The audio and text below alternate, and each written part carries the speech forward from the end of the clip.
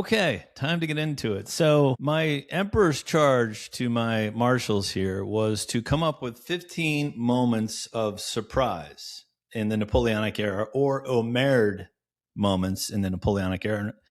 And kind of what that meant to me was if during this podcast, my skull cracked open and a unicorn came out flying from my skull, like that kind of a surprise. On the omerred side, that was more to me like the Prussians showing up at Waterloo. Like Napoleon knew they were out there somewhere, but he didn't expect them at that moment, and he said, "Oh, merde," or Marmont at Salamanca, or something like that. We're going to get into what "oh, merde" means, literally and figuratively. So we're going to start our list with the great master David Markham. He's going to do his first five, and we're kind of going to let him roll, and then we're going to comment from there. So, David, the floor is yours. You build me up too much. I'm afraid I will disappoint. I don't have these in any particular order, so I'll just sort of pick it and choose. The first one is, in some ways, I think, one of the most important surprises. It wouldn't be Napoleon who said "oh merde," it would be the Austrians, and that was the return of Desaix at the Battle of Marengo. You may recall that Desaix and his forces had gone forth away from the main battle. And Napoleon, in fact, was beat. And he was beat so badly that the Austrian commanding general, retired from the scene and left it to his subordinates to clean up the mess, and be done with it. And then Desaix famously comes back just in the nick of time. And he says words to the effect that this battle is lost, but there is still time to win the next one, which in fact happens. And Napoleon is credited with the victory at Marengo. And one reason that's so important is that while Napoleon had a good reputation as being a winner, it doesn't take much to harm a reputation like that, especially when you've just first taken charge of the country. If he loses Marengo, who knows what will happen for the entire rest of that campaign, and therefore the rest of Napoleon's, life, as it were. You can't say it would have brought him down, but you can certainly say it would have been very, very problematic, especially if he ends up losing that campaign. But he, in fact, goes on to win it, and so Marengo becomes one of the more important victories in his history. The second one, I guess, again, this is an obvious one, and that's Blücher's unexpected arrival at Waterloo. It looked like Napoleon, at the very least, was going to have a draw for that day because, it was getting late. And all of a sudden, here comes Blücher with his soldiers, and the whole thing shifts completely. Napoleon has no chance at that point to win the Battle of Waterloo. Which makes reconsider whether he really should have sent Grouchy with his 33,000 men chasing the Phantom out there somewhere. If he had those folks with him, he might have been in better shape. I think the next one I would say, and this is an omerred for Napoleon. Napoleon marches into Moscow and he thinks he's got a good place for winter quarters. There's ample food and so forth and places to house his soldiers. And then, of course, the Great Moscow Fire occurs, which it turns out, although the official Russian position under the Soviets for a long, long time was that Napoleon burned down Moscow. Shame on that ogre, for doing all that harm. It turns out, of course, that the Russians burnt down Moscow and took away all the firefighting equipment with them while they were at it, which destroyed any realistic hope for Napoleon to spend the winter in Moscow. He didn't have nearly the amount of space needed. And to the credit, by the way, of the citizens of Moscow, those that were still there actually worked with the French soldiers trying to fight the fire and managed to save some neighborhoods. But I think that was, in many ways, the major turning point in the Russian campaign was when all of a sudden the idea that he would be able to stay in Moscow for the winter was simply untenable. My next one, I suppose, the discovery at Acre during that campaign when they were trying to take the city. They managed to get past the outer wall only to discover something they had not anticipated at all, which was a second wall on the inside, and they didn't have the adequate equipment, ladders, and so forth to get over that wall. And in fact, what happened was many of the soldiers who got to the inner wall ran back trying to get more ladders and stuff and telling people there's another bloody wall that we have to deal with. They were interpreted by many of the soldiers that were back there that they were retreating because they were being chased, by the folks inside. And so the whole thing turned into a bit of a fiasco. Ironically, if Napoleon had used one of the things that he had with him but didn't really believe in, and that was observation balloons, one observation balloon going up one time would have shown them, oh, by the way, there's a second wall there. I've been to Acre, I've walked through it, and it would have not been that difficult if they had known in advance, what they were going to face. But the thing turned out to be a disaster because he did not know about that. I guess my next one is important, especially for Americans and North Americans in general. Jefferson and the United States wanted access to the port of New Orleans. And so they entered into negotiations to try to acquire the port of New Orleans, for their having access to the Mississippi River for trade, because that was essentially the border of the Western United States.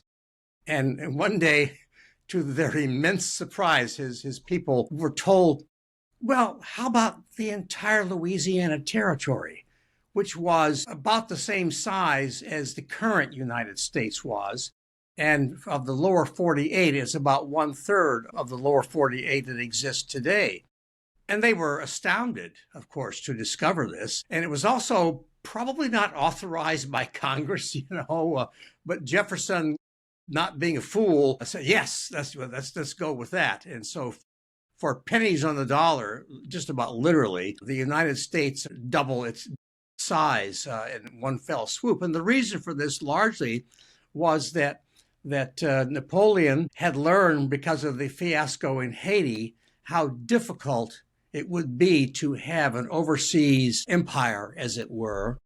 And he thought, well, this territory, if I can't have it, let's give it to the United States, and maybe that will make the United States a counterbalance to the power of Great Britain and divert some of their resources. So it was a smart move on Napoleon's part. It gave him an influx of cash, which he could certainly use, and it took away the responsibility for trying to have a empire overseas. That's 5, David. Thank you so much. Here's why I love this. 4 of your 5 I didn't have on my list, so I'm already impressed. I didn't have Marengo, Moscow, Acre, or Louisiana Purchase on here, so nice work. Well, thank you. I'm going to go around the room real quick. Let's see. Zach, what did you think of these first 5? I have to say that at number 15 on my list was the burning of Moscow. Kind of moment of, for all that, there's a lot else that means that Napoleon's, goose is cooked. Subsequently, after the burning of Moscow, Marina Roslavitz, for one thing. I think that awareness of vulnerability, he's not an idiot, this guy. He's a veteran of so many campaigns. He knows that he's now deep inside Russia with big logistical issues. I think for all that he will have backed himself, because that was one of Napoleon's great assets, absolutely that's a moment where he must have gone, oh dear, this is less than ideal, to put it mildly. There's great British understatement for you right there. I think it's a really compelling list. I think some of them you could perhaps put higher on the list. I mean, Marengo absolutely could be a top 5, certainly a top 10. But I thought it was very compelling, and it's nice to give some love to the Louisiana Purchase, a really significant sort of moment in the United States' history that deserves to kind of be given its day in the limelight. And I hadn't necessarily thought about it as an oh mad moment, so it's nice to have that sort of different slant on things. Geraint, what do you think? Yeah, I agree with a lot of his list. In fact, I think in terms of Homerd, you could probably have 2 for Marengo, both for the Austrians, but for Napoleon at first anyway, because he was completely surprised. You could have 2 there for Haiti. Haiti as a whole is going to be on one of my lists because it's actually one of Napoleon's own regrets that he sent a force there, because he felt that if he'd have left it alone, the British would have been worried about it.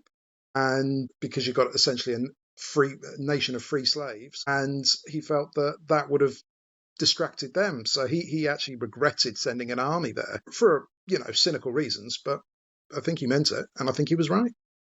Yeah. Graeme, what'd you think of the list? Yeah, I also love this list. I actually don't have any of these on my top 15 of OMED or surprise moments, but I think I considered all of them, apart from perhaps Acre. I didn't have that one in there.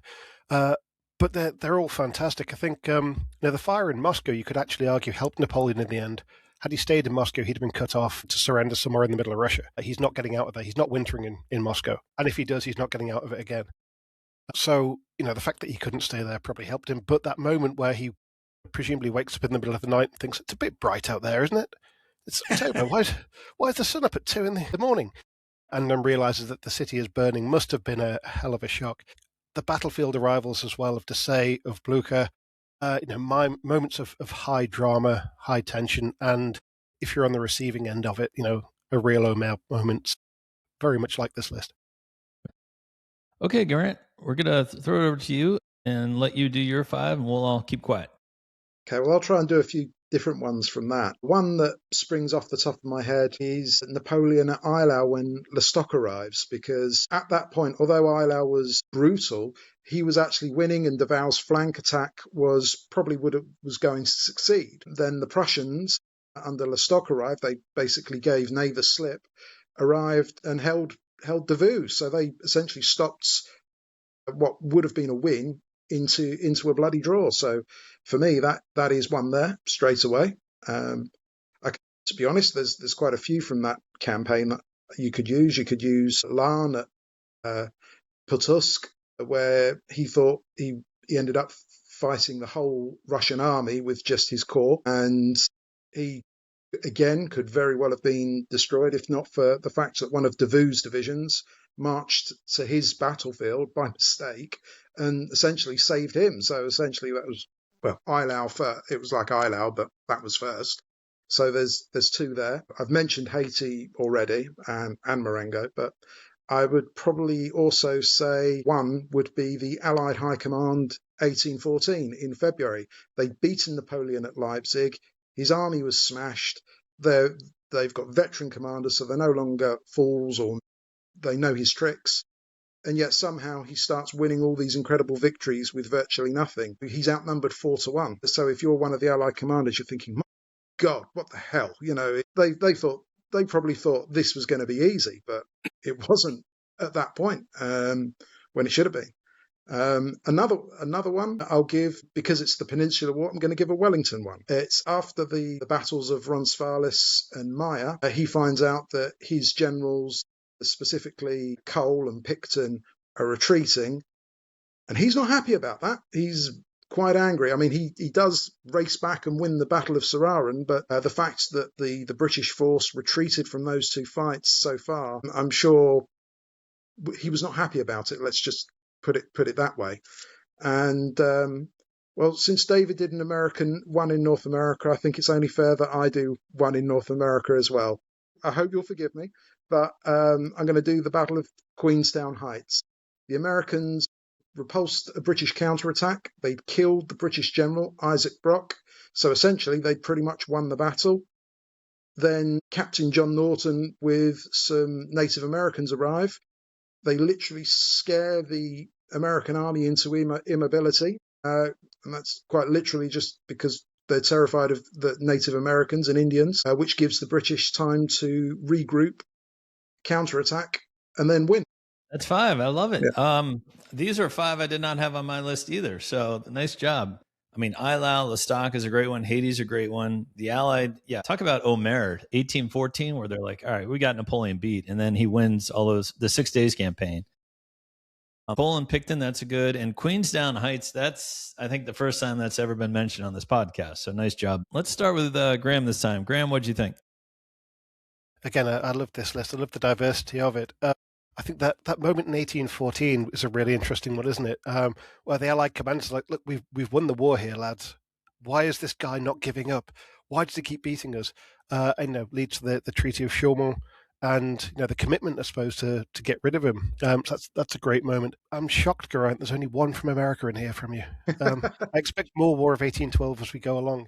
I also love the angle that you put on Eylau as well. Lestock's arrival, and this is not a Where's Grouchy moment. This is a Where's Ney moment. Napoleon's detached Ney off, going to stop the Prussians from arriving, and then the Prussians somehow get there anyway. And Lestock's arrival, it's not a huge Prussian corps, but it nearly does tip this battle against Napoleon. So I think that's a brilliant moment where Napoleon, Davout, the rest of the army was just thinking, oh, for God's sake, what have we got to do to win this one? So yeah, I love this list. All right.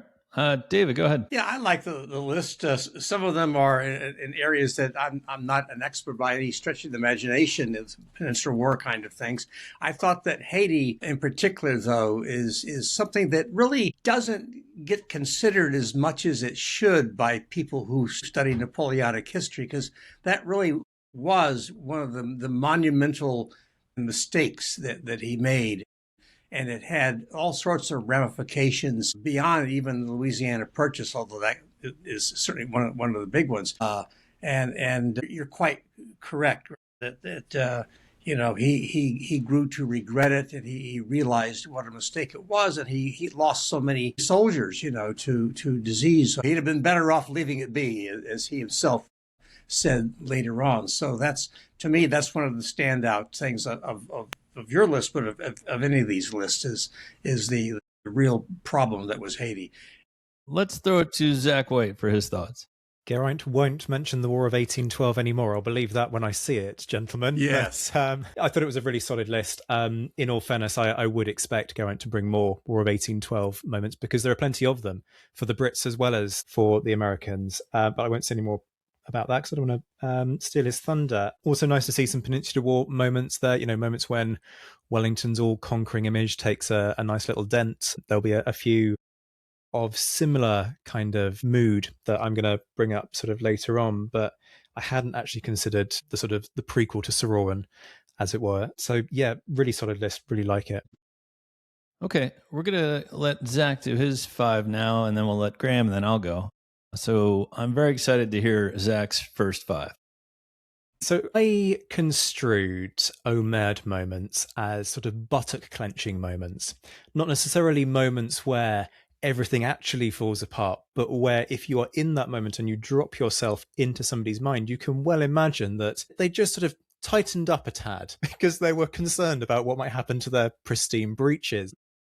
We've talked about Moscow already, so I'm going to switch Moscow out at number 15 for the assassination of Spencer Perceval in the lobby of the House of Commons. Just partly to get a political one in there, not to say that everything falls apart with the assassination of Britain's Prime Minister. It is actually the only time a British Prime Minister has been assassinated. But when John Bellingham shoots Spencer Perceval, it does raise questions about the stability of the regime. There are questions about whether or not the ministry is going to survive all the way through, really, until sort of the middle of 1812. So the arrival of a new prime minister at that moment in time is definitely a moment when the country would sort of be going, this is not good. Having our leader shot in Parliament, it's really not the best sort of look for an administration.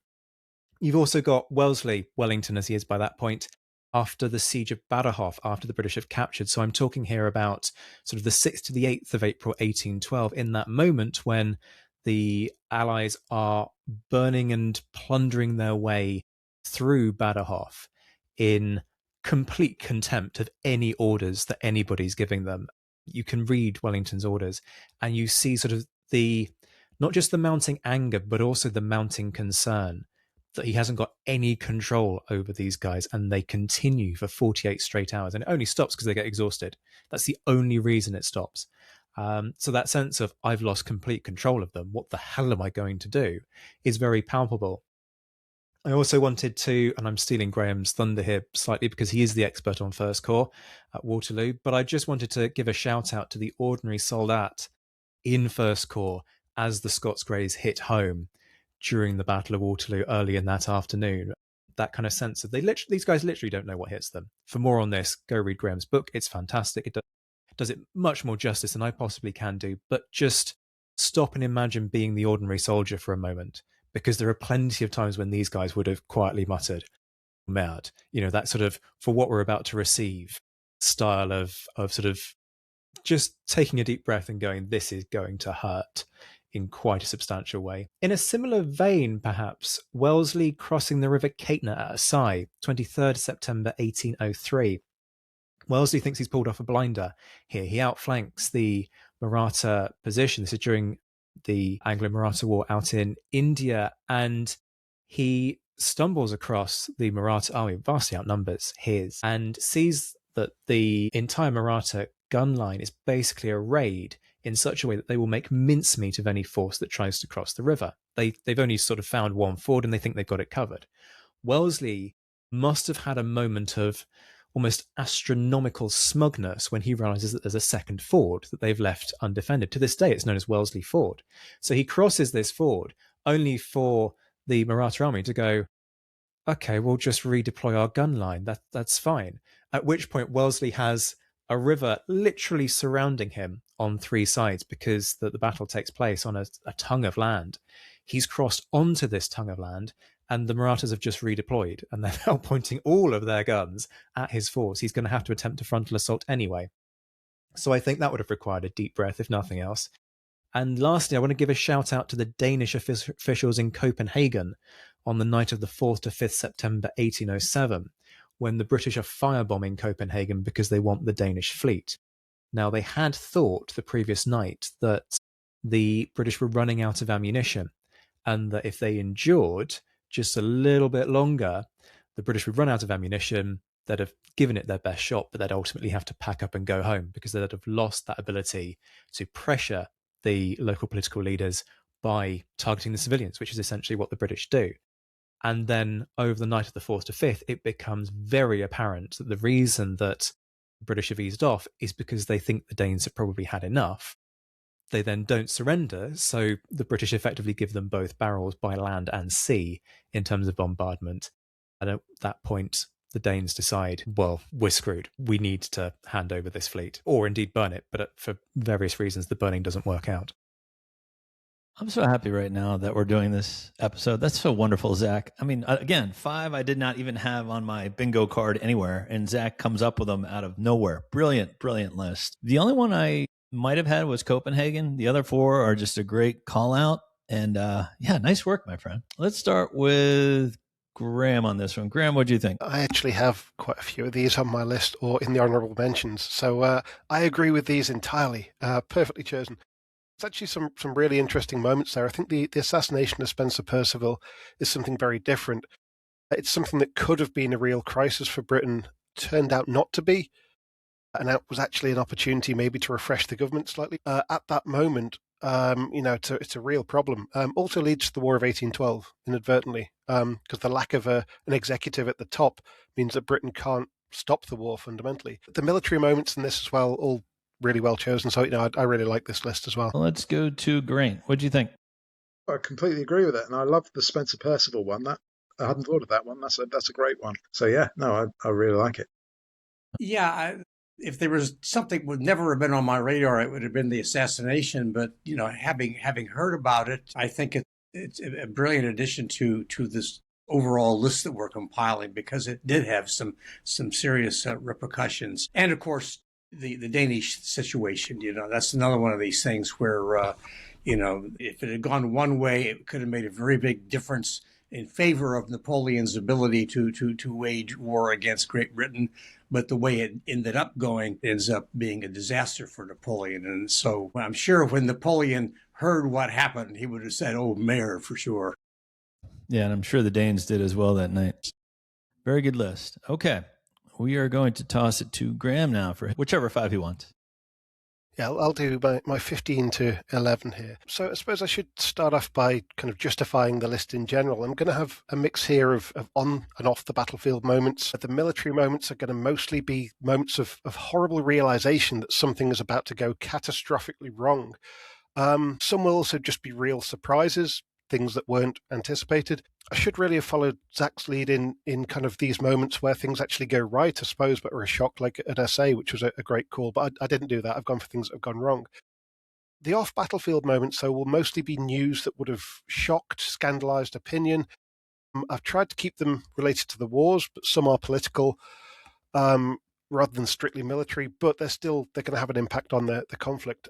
I also should say I've stuck to the European theatre, so there's nothing from the colonial world, there's nothing in North America, or South America indeed. So let's start off with number 15. So this one's actually already been mentioned, and this is D'Erlon's infantry, specifically 3rd Division at Waterloo, as the Scots Greys get to the ridgeline where they are and hit home. This is a moment of real surprise for the infantry for a couple of reasons. One, they can't see the reverse slope as it is at that point. Two, with the gun smoke, the musketry that's going on, they can't see anything. And three, as I've kind of mentioned in my book, the way they're lined up in their formation means that most infantry can't see anything. But when these horsemen hit home, these French soldiers have about 3 seconds of realization that they are now what is technically known as screwed. They are about to be overrun by several hundred large dragoons, and there is absolutely nothing that they can do about it. And that moment of realization, that moment of terror, for me, makes it very much an oh merde moment for the French infantry. Moving on to number 14, there's another nasty moment for the French army, and this is Wellington chopping up Marmont at Salamanca. And the shock here is less for the men on the ground, and more, I suppose, for Marmont and his staff. Basically, what's going on here is that Marmont is chasing Wellington's army, which is retreating, and Marmont thinks that Wellington has left a small rearguard to hold him up. So Marmont plans he's going to march around this rearguard, outflank it, and carry on chasing. So he orders his army to march across the front of this British division. But unknown to him, the rest of Wellington's army is not retreating, it's behind a hill, and it launches an attack on the strung-out French divisions. Now, the battle after this is quite hard fought, but for Marmont, there must have been this moment of realization that he'd made a horrible error. As he saw his army stretched out, exposed, his divisions aren't in mutual supporting distance, they're not in any battle order, and Wellington's men come over that crest and start attacking. He must have realized that things had gone horribly, horribly wrong. To make it worse, he gets hit by a shell and badly wounded shortly after, which really caps off a pretty poor day for the man, I suppose. But that moment of realization of defeat must have been a moment of horror for him, really. With number 13, I'm going to remain on the battlefield, and this time have the French troops appearing through the mist at Austerlitz. Now, this is often said to be Napoleon's masterpiece, but for the Allied troops, and for the Allied command for that matter, it's a total disaster. And the specific moment is the famous moment where the Allies have sent almost all of their bloated left wing down off the Pratzen Heights to assault Napoleon's right, and Napoleon counters this with an assault by Soult, supported by Bernadotte, on the village of Pratzen and on the steep slope beyond. So this is just after 9 in the morning, early December. It's cold, it's very misty. Men can barely see anything more than a musket shot ahead of them. Atop the Pratzen Heights, you've got Kutuzov, the Tsar, the Kaiser, and they're all expecting news of the flanking move that's going to beat Napoleon and trounce this Corsican upstart. And then suddenly there emerges from the mist, just below the ridgeline, a whole corps of French infantry, bayonets fixed, marching steadily on. And that moment must have been such a shock and such a sinking realization that the only troops who could realistically counter this had already been sent off down the hill to the left. I've actually got this quite low on the list because I think it wasn't really a surprise to Kutuzov, who predicted exactly that this would happen, and because the full disaster of what the Allies had done really doesn't unfold for a while. It takes a bit of hard fighting to win this battle. But the shock of that moment where these French troops kind of burst out of the mist, the thin wintry sunshine glistening off their bayonets, the dull thump of their drums being muffled by the heavy air in the snow, that for me is a real oh merde moment in the Napoleonic Wars. Number 12, I've got one that's already been mentioned, which is Copenhagen. The British rock up in 1807 and start firebombing the city. No one really expected a full-scale British attack while the main Danish army is to the south facing off against the French. And, to everyone, it looks like Denmark and France are going to have a problem. But Britain takes the initiative there and just attacks. The firebombing of the city is ruthless. It's brutal. Not something I think anyone expected. So I've got it on there as both an oh merde moment for the Danes, but also a real shock, I think, to the opinion of Europe at the time. And number 11, it's a bit more of a diffuse moment, I suppose. But it's the realization in 1808 that the Spanish uprising can't be contained by just a few shootings and hangings, as Napoleon's forces were used to. Now, it shouldn't really be a surprise to us that Murat and co. tried to react with violence to the Madrid uprising. Napoleon's been doing this since 1796 in Italy, where he ordered the shooting of the entire male population of villages, the hangings of anyone caught with weapons. He sent in brigades to pillage and burn small towns and villages in any areas of unrest. Now, these were tried and tested tactics with clear success in Italy, in some areas of Germany, in France itself, especially the Vendée. So it's not a surprise he did that. But it is a surprise to everyone that it doesn't work in Spain. And there's no reason it shouldn't have done, really. There's nothing different about Spain. But it's a real shock to the army, to imperial headquarters, when this violence not only doesn't work, but it makes things worse. Now, I've got more in Spain a bit later, and I suppose the French never quite abandoned this idea that shooting and hanging might pacify the country. They carry on doing it for years. But there must have been a moment in 1808 where they realised that this isn't working. The popular war is getting out of hand, and that things are really spiraling out of control. So for me, that's another Omer moment. Love it. Love these 5, Graeme. Nice job. Actually, I think 4 of these 5 are on my list somewhere. The Scots Greys and the Household Brigade, you could also add when they were countercharged. They probably had an Omer moment to counter that. But yeah, really good list. Geraint, what'd you think? Yeah, completely great list. I mean, I agree with most of them. They're unarguable. They're all Omer moments. Indeed. Yeah. We'll come back to that Spanish ulcer here in a little bit.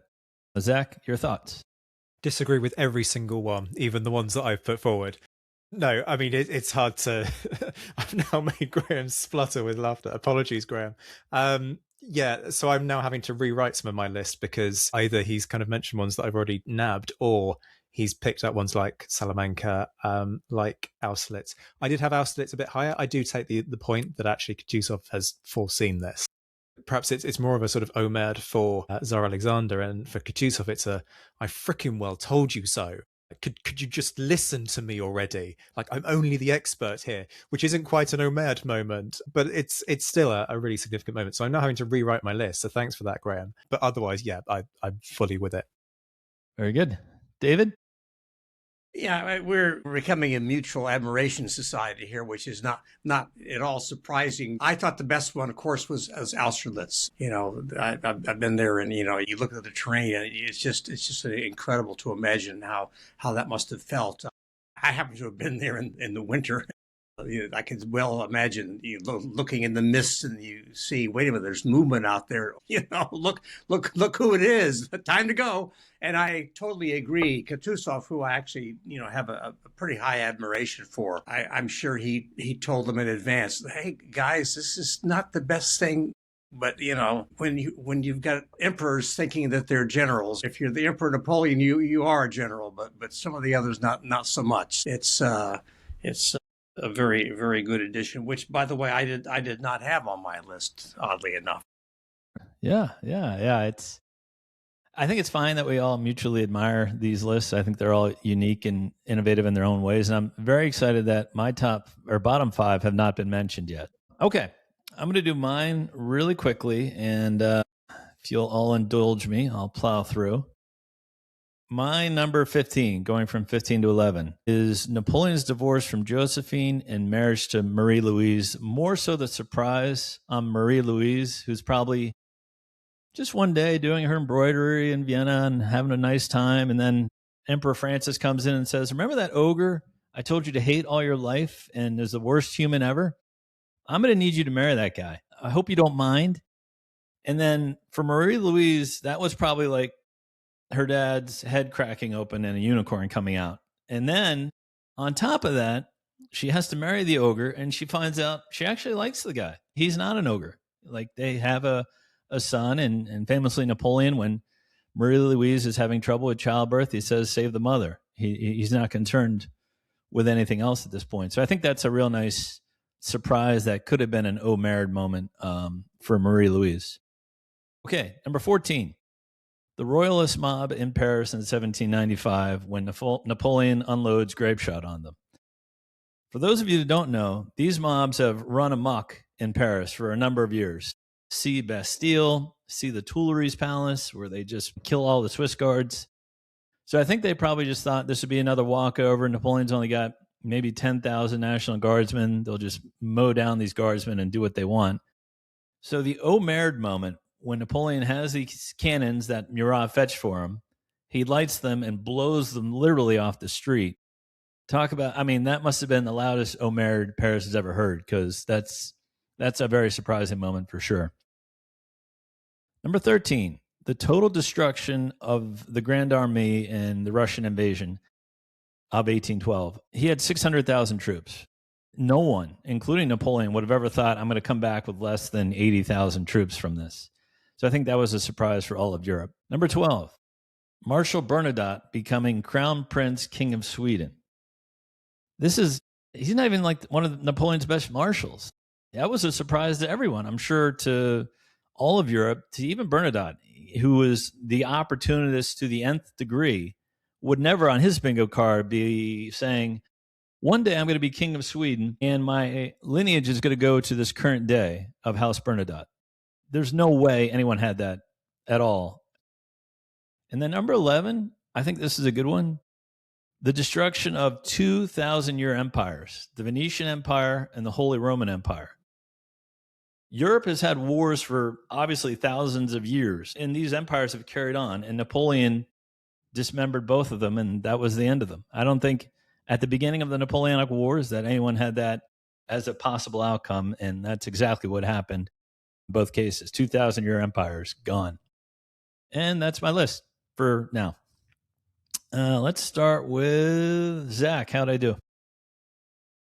A decent innings there. The one that surprised me was the Bernadotte one, in the sense that it's just a really different way of thinking about it. And I get what you're saying. It is one of those WTF moments. If you weren't privy to the negotiations that have been going on, you would look at this and go, I'm sorry, what?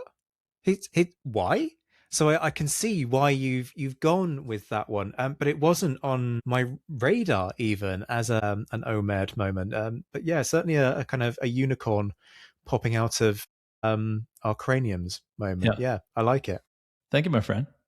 Graeme Callister. Yeah, I'm a bit less surprised by the Bernadotte moment. Don't want to give any spoilers away, but it's not an Omerd moment. It's a shock, though. I mean, he's already a prince and technically a sovereign prince of Pontecorvo at this stage. So, you know, he's on people's radar, I guess, but then suddenly to become a crown prince of an established country that chooses him, you know, it is a shocking moment, I think, for Europe. So I really like that one. The divorce and marriage is a really interesting one. The total destruction of the Grand Armée, you know, with hindsight, we just look at it and go, yeah, of course. But actually at the moment where it happens now, I don't think anyone's expecting it. But, you know, the one that I wish I'd thought of really is the destruction of the Holy Roman Empire. Again, it's one of those things that we just look at it and say, well, it's been decaying for decades, and, you know, the reformation of it in the 1790s and the early 1800s, it was always going. But actually, this is a real shock. It's it's been there 1,000 years, and for Napoleon to take action that just extinguishes it, is a huge seismic shift. So I think that's a really good one. Thank you, my friend. Yeah, I just thought something different on that one. David, what'd you think? Well, I think I've said this before. It was a good list, and I agree. The one that was the most surprise to me was the Bernadotte thing. We sort of just take that for granted because that's the way it happened. But when you think about it, it really is something that no one would have had on their bingo card, to coin a phrase. And I have to also say that not only that I have Marie Louise being told she would marry the Napoleon, I had it down here told she will marry the Corsican ogre. So great minds think alike, I guess, in some cases. You destroyed my list there. It's like betting on an office pool for a sports tournament. If you pick the eventual winner to lose in the first round, you're screwed right from the very beginning. And you know, my list falls apart without Marie Louise. Thank you. Yeah, I'm glad great minds think alike on that one. Geraint, how do we do? Yeah, I mean, it's pretty much the same. I think I'd probably agree with Zack more than Graeme that is Bernadotte becoming King of Sweden really an Omerd moment? Because let's face it, if Napoleon was against it, odds are it wouldn't have happened. He would have just said to the Swedes, look, yeah, that's a great idea, but why not try this marshal instead, or one of my brothers, or whatever. So I think at the time it probably would have been more of an Omerd moment from the British, because that they were losing. Well, they've just basically gained another enemy, essentially, from their point of view. If a French marshal is now on the throne of Sweden, and I know Sir John Moore was there with an army back in 1808 before he went to Spain as well. So there was a lot of issues there at the time. Yeah, it was on my list to call out. So yeah, I'm glad we're all in agreement. Not in agreement, but we all had it in the back of our minds about Bernadotte. Okay, so now we're going to our second round. We're going to again start with David with his list of 5. Okay. Well, I think I'll stick for now with the Russian campaign a little bit, since we had a number of comments on that. I think a real Omerd moment for Napoleon would be when he came to the realization that Tsar Alexander was not going to respond to any of his entreaties, in spite of the fact that the Grande Armée was controlled Moscow, and by a lot of the traditional expectations at that point. You may not surrender, but you try to negotiate something. Napoleon always assumed that once he made it clear that he was serious, that the friendship could be rekindled that they had before, and that things could go back to normal. And when Tsar Alexander refuses to meet with any of the people that he sends, refuses to engage in any kind of conversation, that's really, in a sense, when it all falls apart. Because now, all of a sudden, you're in Moscow, and you're not going to get a peace settlement. You're not going to come to some kind of accommodation. And so you can say, arguably, that's when he truly loses the war. The next thing that I'll talk about is something that he would have realized, but we are only now beginning to realize fully. And that is the major role that disease played in the strategic withdrawal from Russia, as I prefer to call it. We always assume, okay, they were, a lot of them froze to death, and Kutuzov and some of the other folks were killing them a little here and a little there. But we didn't realize it until relatively recently, and it's still even more coming out now as further research is done. Napoleon would have known that he had people dying left and right of disease, and I suspect that would be a real shock to him to realize that there's yet another thing that's I have to confront besides just the winter. So that, to me, is a major kind of thing. We've mentioned the Middle Eastern campaign, so let me say that the unexpected destruction of his fleet at Aboukir Bay, he didn't even have a chance to totally unload everything before his fleet is sunk, and that was partly due to the good luck and the brilliance of Nelson, I suppose, but it was also partly due to the idiocy of his admiral, Bruy or something like that, who refused to move the ships into proper formation. They weren't close enough to land to be given land support from artillery or whatever.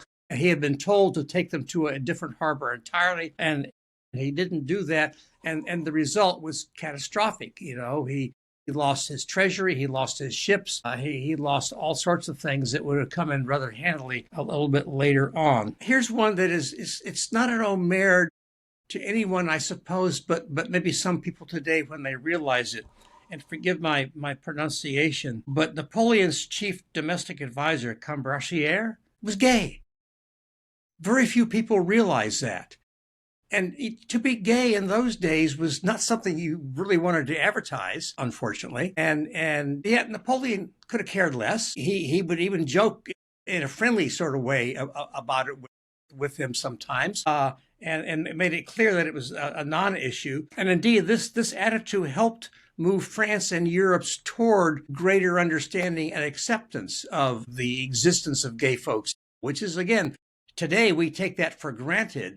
But in those days, 200 and some years ago, it was not something that you could take for granted. And most people who were gay were, to use a phrase, were in the closet. But he knew about Combressier, and he could have cared less. And I think that also speaks to the real humanity that Napoleon had.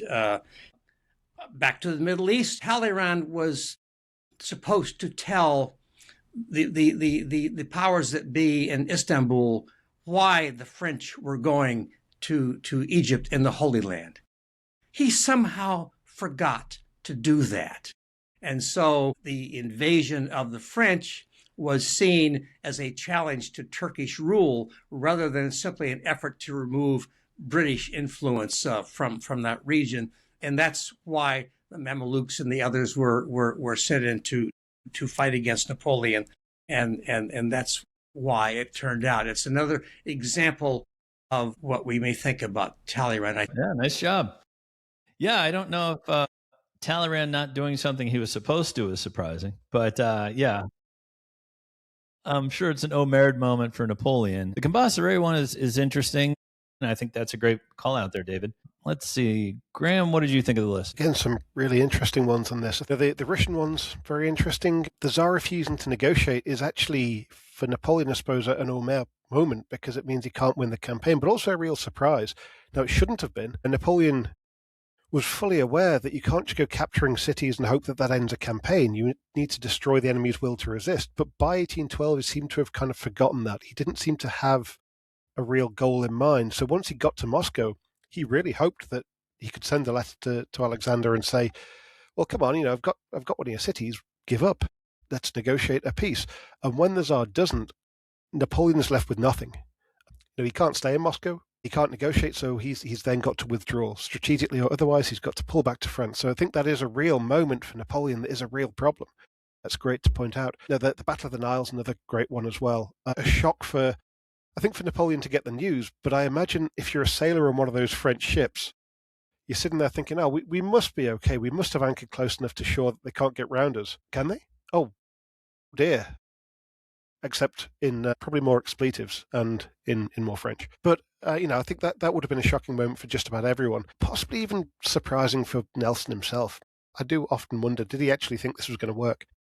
But, yeah, that's a good one. So, again, I like this list. Geraint? Yeah, it was a very good list. I mean, I agree about the Nile. I mean, if you're a French sailor, it is pretty much Omer'd. The Constantinople one. Thing is, Talleyrand's got form for that. He literally started a quasi-war with the United States because he wasn't given a bribe. So, can they really be that surprised in how he behaves by that point? True. I'll throw it over to Zack. So Geraint, not a fan, it would seem, of Talleyrand. I can't think why. I had some of these on the list myself. Nile being, I actually had Nile at number 3 at one point. I think it's also worth saying that for Nelson's captains, when he signals, no, what I want you to do is to thread the needle with your massive sort of 74-gun ship of the line in that gap. And bearing in mind that the only reason that Nelson can do this is because the French fleet has the space to swing on its cables. That therefore means you've got the length of a man of war plus a little bit either side to play with. And the proof of this is that one of the British vessels ends up running aground. Like, he is playing with fire on this one. I think there are also some nice themes that David's raised here, especially sort of attitudes towards homosexuality. There's some really interesting research being done about quite where the stigma really comes from. I'm personally of an opinion that a lot of the stigma that gets attached to homosexuality is a result of moralizing that the Victorians do subsequently. Because we look back through the Victorian period, because that's where a lot of our early histories get written, it kind of skews everything and slants everything. Eamon O'Keefe did some really interesting work recently where he made a discovery in an archive where he found a diary entry by a farmer who was just kind of saying, basically to the effect of, who really cares about this? So there's still a lot of really interesting unpicking to be done about whether or not people actually cared whether or not someone was gay. There are moments when people do. The courts certainly do. We know that from a military and a civilian legal context in terms of punishments that are handed out. But in terms of wider society, there is a growing sense that actually at a grassroots level, nobody really cares. Just do what you want to do. Nobody gives a toss in the nicest possible way. It's this stigma kind of comes down from on high in a number of respects. But anyway, I've talked for too long. But yeah, some really interesting themes that have come out of that. It's well said, Zach. I'm glad you brought that up. But yeah, the Battle of the Nile one, I think that's a good slow-moving Omerd. Clearly, the French sailors said Omerd. Then Napoleon said it. Then the French Directory said it, and it moves slowly across Europe. So that's a good one. Okay, Geraint, you are up. Your next 5. Political ones now, since others have done some political ones. One would be Tsar Paul when he's discovered hiding behind the curtain by the assassins. I mean, he really must be going old nerd at that point. So there's that one there, yeah, of the assassination of Tsar Paul. The second one was a failed assassination attempt, with the attempt to kill Napoleon with the infernal machine. I mean, they blew up a load of civilians, including a young girl, I believe. But if you're one of the people that attempted at the challenge, is that how you pronounce their name? You failed. Omerd, again, so there's that one. Another one, political one, it would be from William Pitt when they're unifying Great Britain and Ireland, and George III refuses to do Catholic emancipation, and William Pitt was just like, this is a bad idea, but George III was like, nope, I will not give Catholics rights. Now, spoilers, a large part of Ireland is Roman Catholic, so you basically just disenfranchise the majority of a country, and so that's going to cause a lot of problems for the next century or two for Great Britain. And I'm going to do a couple of battlefield ones as well. One will be the Battle of St. Pierre in 1813. We know General Hill swore. I don't know if it was Omerd or not, but there is that one, that was very much a near-run battle.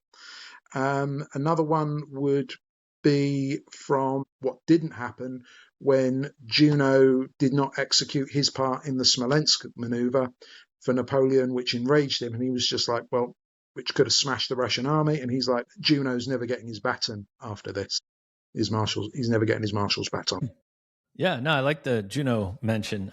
Charles McKay will be happy to hear that. Yeah, St. Pierre, yeah, I would like to hear what Daddy Hill said, the swear word that was only twice in his life. And yeah, the Infernal Machine, I mean, on paper, it seems like a good idea. We'll just wait for him to come by and we'll blow up this machine. And then, Napoleon's coachman is drunk and goes too fast, and Josephine's is going too slow, and they end up getting no one. So yeah, that must have been a very big surprise. That's a good call out. Let's start with Zach this time. What do you think, Zach? Yeah, another cracking list. Lots of interesting ones. The swear word from Hill is damn, because that was a cursive back then. Obviously, we use it today and think of it as being so mild that it doesn't even register. But I have a lot of love for that, because I've got the other one on my list, because it is quite literally an Omerd or an oh damn moment.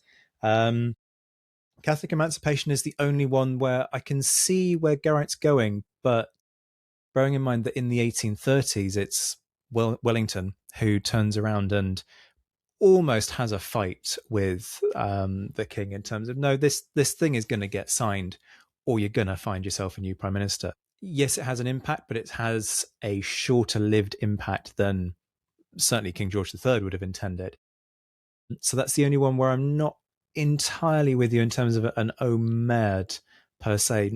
You've got to bear in mind that the unification, though, is also a punishment for Ireland. That's really what it's about. We're going to remove their parliament. We're going to make them part of our country. They're going to be subservient to us. So I take your point that he would have liked to not add that extra layer and not make it that fraught. But I think he could probably have dealt with it. He could kind of perhaps have reconciled himself to well, it's not what I'd have wanted, but yeah, all right then. This is wonderful. I just like the back and forth and these original ideas you guys have come up with that I've never would have thought of. So very good list, Geraint. Graeme, your thoughts? I mean, I think one of them here is totally incontestable, which is Tsar Paul. As the curtain gets drawn back and you see someone with a string, he was like, well, come on, strangling time for you.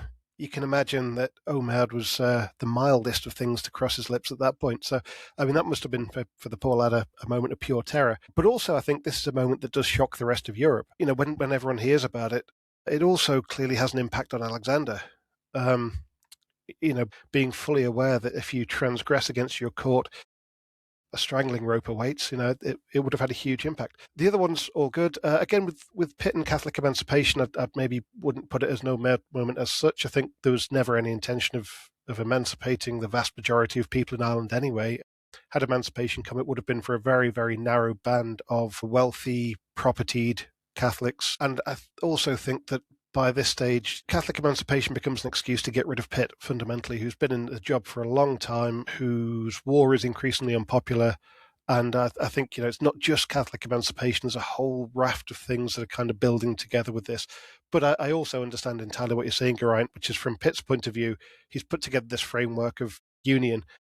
It needs this emancipation, and the king just says no, point blank. And so Pitt must have just thought, well, no, I've done all I can, have to go. So I see where you're coming from with that. But again, good list. All right. And finally, Mr. David, what'd you think? Very good list. And it was. The two that stood out to me, I think, first of all, was Tsar Paul, you know, and all the ramifications that had, both in the short term and the long term. And then I hadn't really thought about it as an Omerd, but yeah, the infernal machine, if you've put that program together and you don't get anyone out of it, and I'm glad you mentioned it. You know, Napoleon normally would not have been real pleased to have the driver of his coach drunk and getting a bit out of control, but as it turns out, that's quite likely is what saved Napoleon from being heavily wounded, if not killed. And then, you know, his wife, you know, Josephine, not knowing what to wear, and she took a lot longer to get ready, you know, than had been anticipated. So the luck of the gods was certainly with them on that day. And if I'm the guy who's put this whole plan together and I see what comes down, and I go, oh, Maynard is right. Very good. All right. Well, let's continue around the horn. We're going to give Zack the floor with his next five. And yeah, we're cruising right along. Okay. So continuing our sort of top 50 chart toppers, as it were. I feel like I'm on sort of BBC Radio 1 announcing like the latest charts, but Napoleonic style. At number 10, we've mentioned this already. I've gone for the other literal mad moment for Hill, which is the night attack at Talavera, 27th of July, 1809, because that is quite literally a moment where Hill, a man who is pretty level-headed and doesn't reach for the curse words except on special occasions, does indeed go, this is squeaky buttock time. And that gives an indication of just how tight that fight was and quite how desperate it was. Was everything going to swing on the outcome of that battle? I'm slightly skeptical, but ultimately it's a good indication that, you know, when you're in the thick of things, actually any moment can be an Omerd moment if you are facing, you know, a very angry enemy coming charging at you and severely pressing you. I did have as number 6 Marmont at Salamanca, so I've had to rechange my order, and so I've bumped it down and replaced it with the Spithead and Nore fleet mutinies in 1797, when the British fleets in the Channel decide that they're not going to play ball anymore. The sailors mutiny and launch a series of petitions, and Britain is fundamentally left without a defence in the Channel. And it's not just one fleet, it is both fleets at both anchorages where these ships mutiny, and it sends a shockwave through the British establishment. You can very easily build a case that this was quite justified. This is fundamentally an industrial dispute, but amongst a bunch of people who are charged with the first line of defence against the British nation in a time of war. So had that issue not been resolved, then this could have resulted in, you know, the scope for a much bigger kind of crisis of national defence for Britain. Moving on up the list, Massena sees the lines of Torres Vedras in October 1810, a moment when he himself turns to his staff and goes, why didn't somebody tell me about this? And they go, well, we knew that there were some forts being built, and, you know, we had a little bit of intel. And he turns around and just points to the landscape. If you've ever been to Torres Vedras and looked at this mountainscape effectively, which Wellington molds and builds these forts on top of, you can see that he's taken the geography and just sort of turned it up to 11. Massena sees it and goes, well, yeah, shut up. The hills. Wellington didn't build the hills, and I didn't know that this was so ripe for defense. So that is quite literally an Omer moment. And his solution is to kick the problem upstairs to Napoleon. And Napoleon goes, I can send you some more guys. Like, you've got a problem. You're the guy on the ground. You go sort that one out. So that's definitely a moment where Massena goes, I didn't even want to come back and go on campaign. And now I've got to deal with this. What is going on here? This isn't fair. Now, Massena is also a guy who can inflict an Omered moment, as he does on Wellington at the Battle of Fuente d'Onoro, when Wellington overextends his line. And so on the 5th of May, Massena launches a very successful flank attack that basically buckles Wellington's line. A division is nearly cut off entirely. It's ultimately saved. He sends out reinforcements, they bring it back, and they form a new line, essentially at 90 degrees to what the original front line had been. It's very much a case of, okay, we're buckling here. I would say it's probably as close as Wellington comes to being broken, like full-on abject failure, broken. And had Wellington been broken at Fuente d'Onoro, there's a ravine a few miles behind the position. So to try and get the army out with the French pursuing would have been extremely difficult. So that's got to be up there for me. And then at number 6, I've got Napoleon landing in Elba, because this is another multiple Omered moment. Firstly, imagine being King Louis.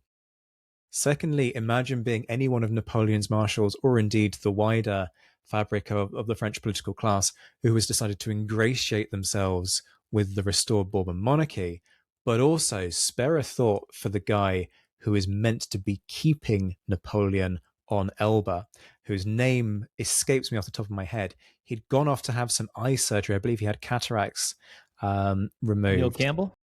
That'll be the one. And then decides that because he's been through a terribly difficult and doubtless very painful operation, he's going to spend a couple of days with his mistress, feeling sorry for himself. And that's the crucial window within which Napoleon escapes. So if anybody's thinking, no, what the hell's happened here?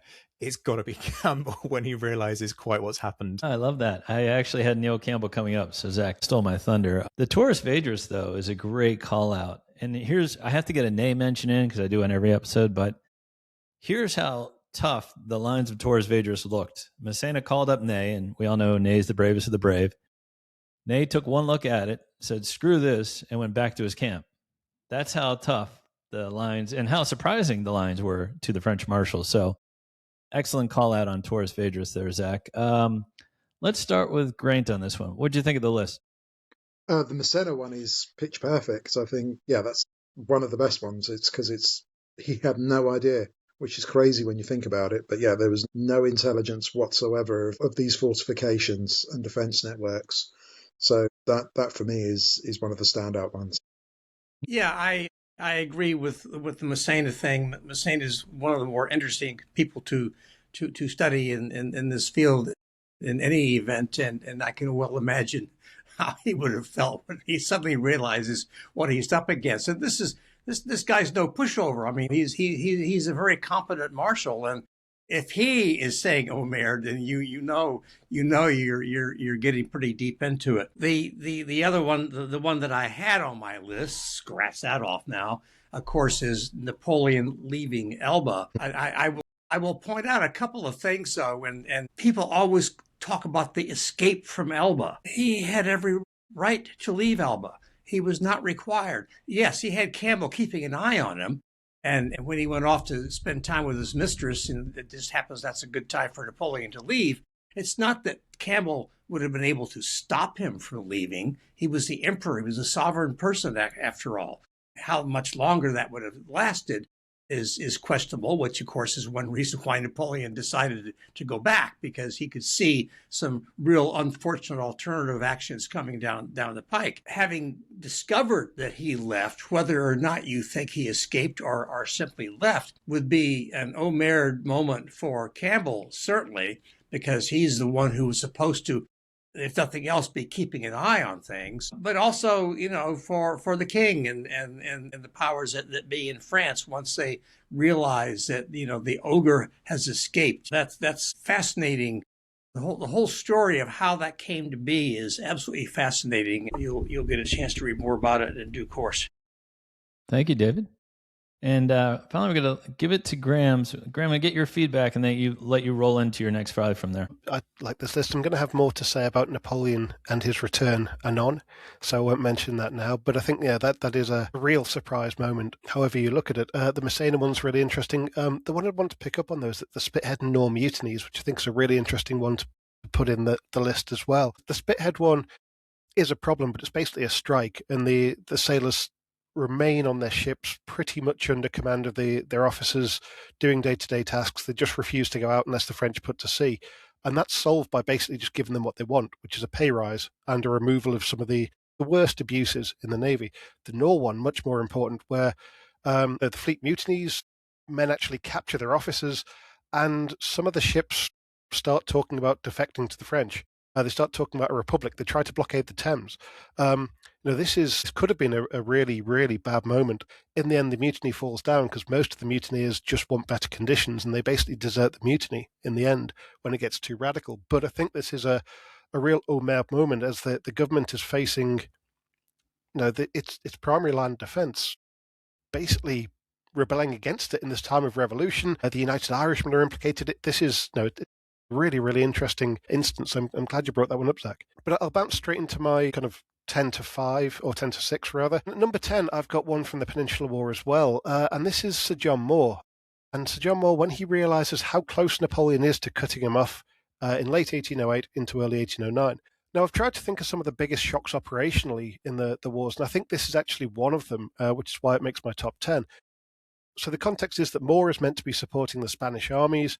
His campaigns run pretty poorly from the start, I think, and he offers them no practical support before they're beaten by Napoleon in about November of 1808. But by mid-December, Moore is pretty isolated, but he decides to pounce on Soult's corps, which he thinks is kind of out on a limb, and he thinks this will draw some of the heat away from his Spanish allies. So he advances further away from his line of retreat towards Soult, trying to attack him. His cavalry wins this action at Sahagun, but what Moore doesn't realise is that Napoleon's already to his south. And when Napoleon finds out where Moore is, he not only decides to block the British retreat, but basically tries to encircle Moore.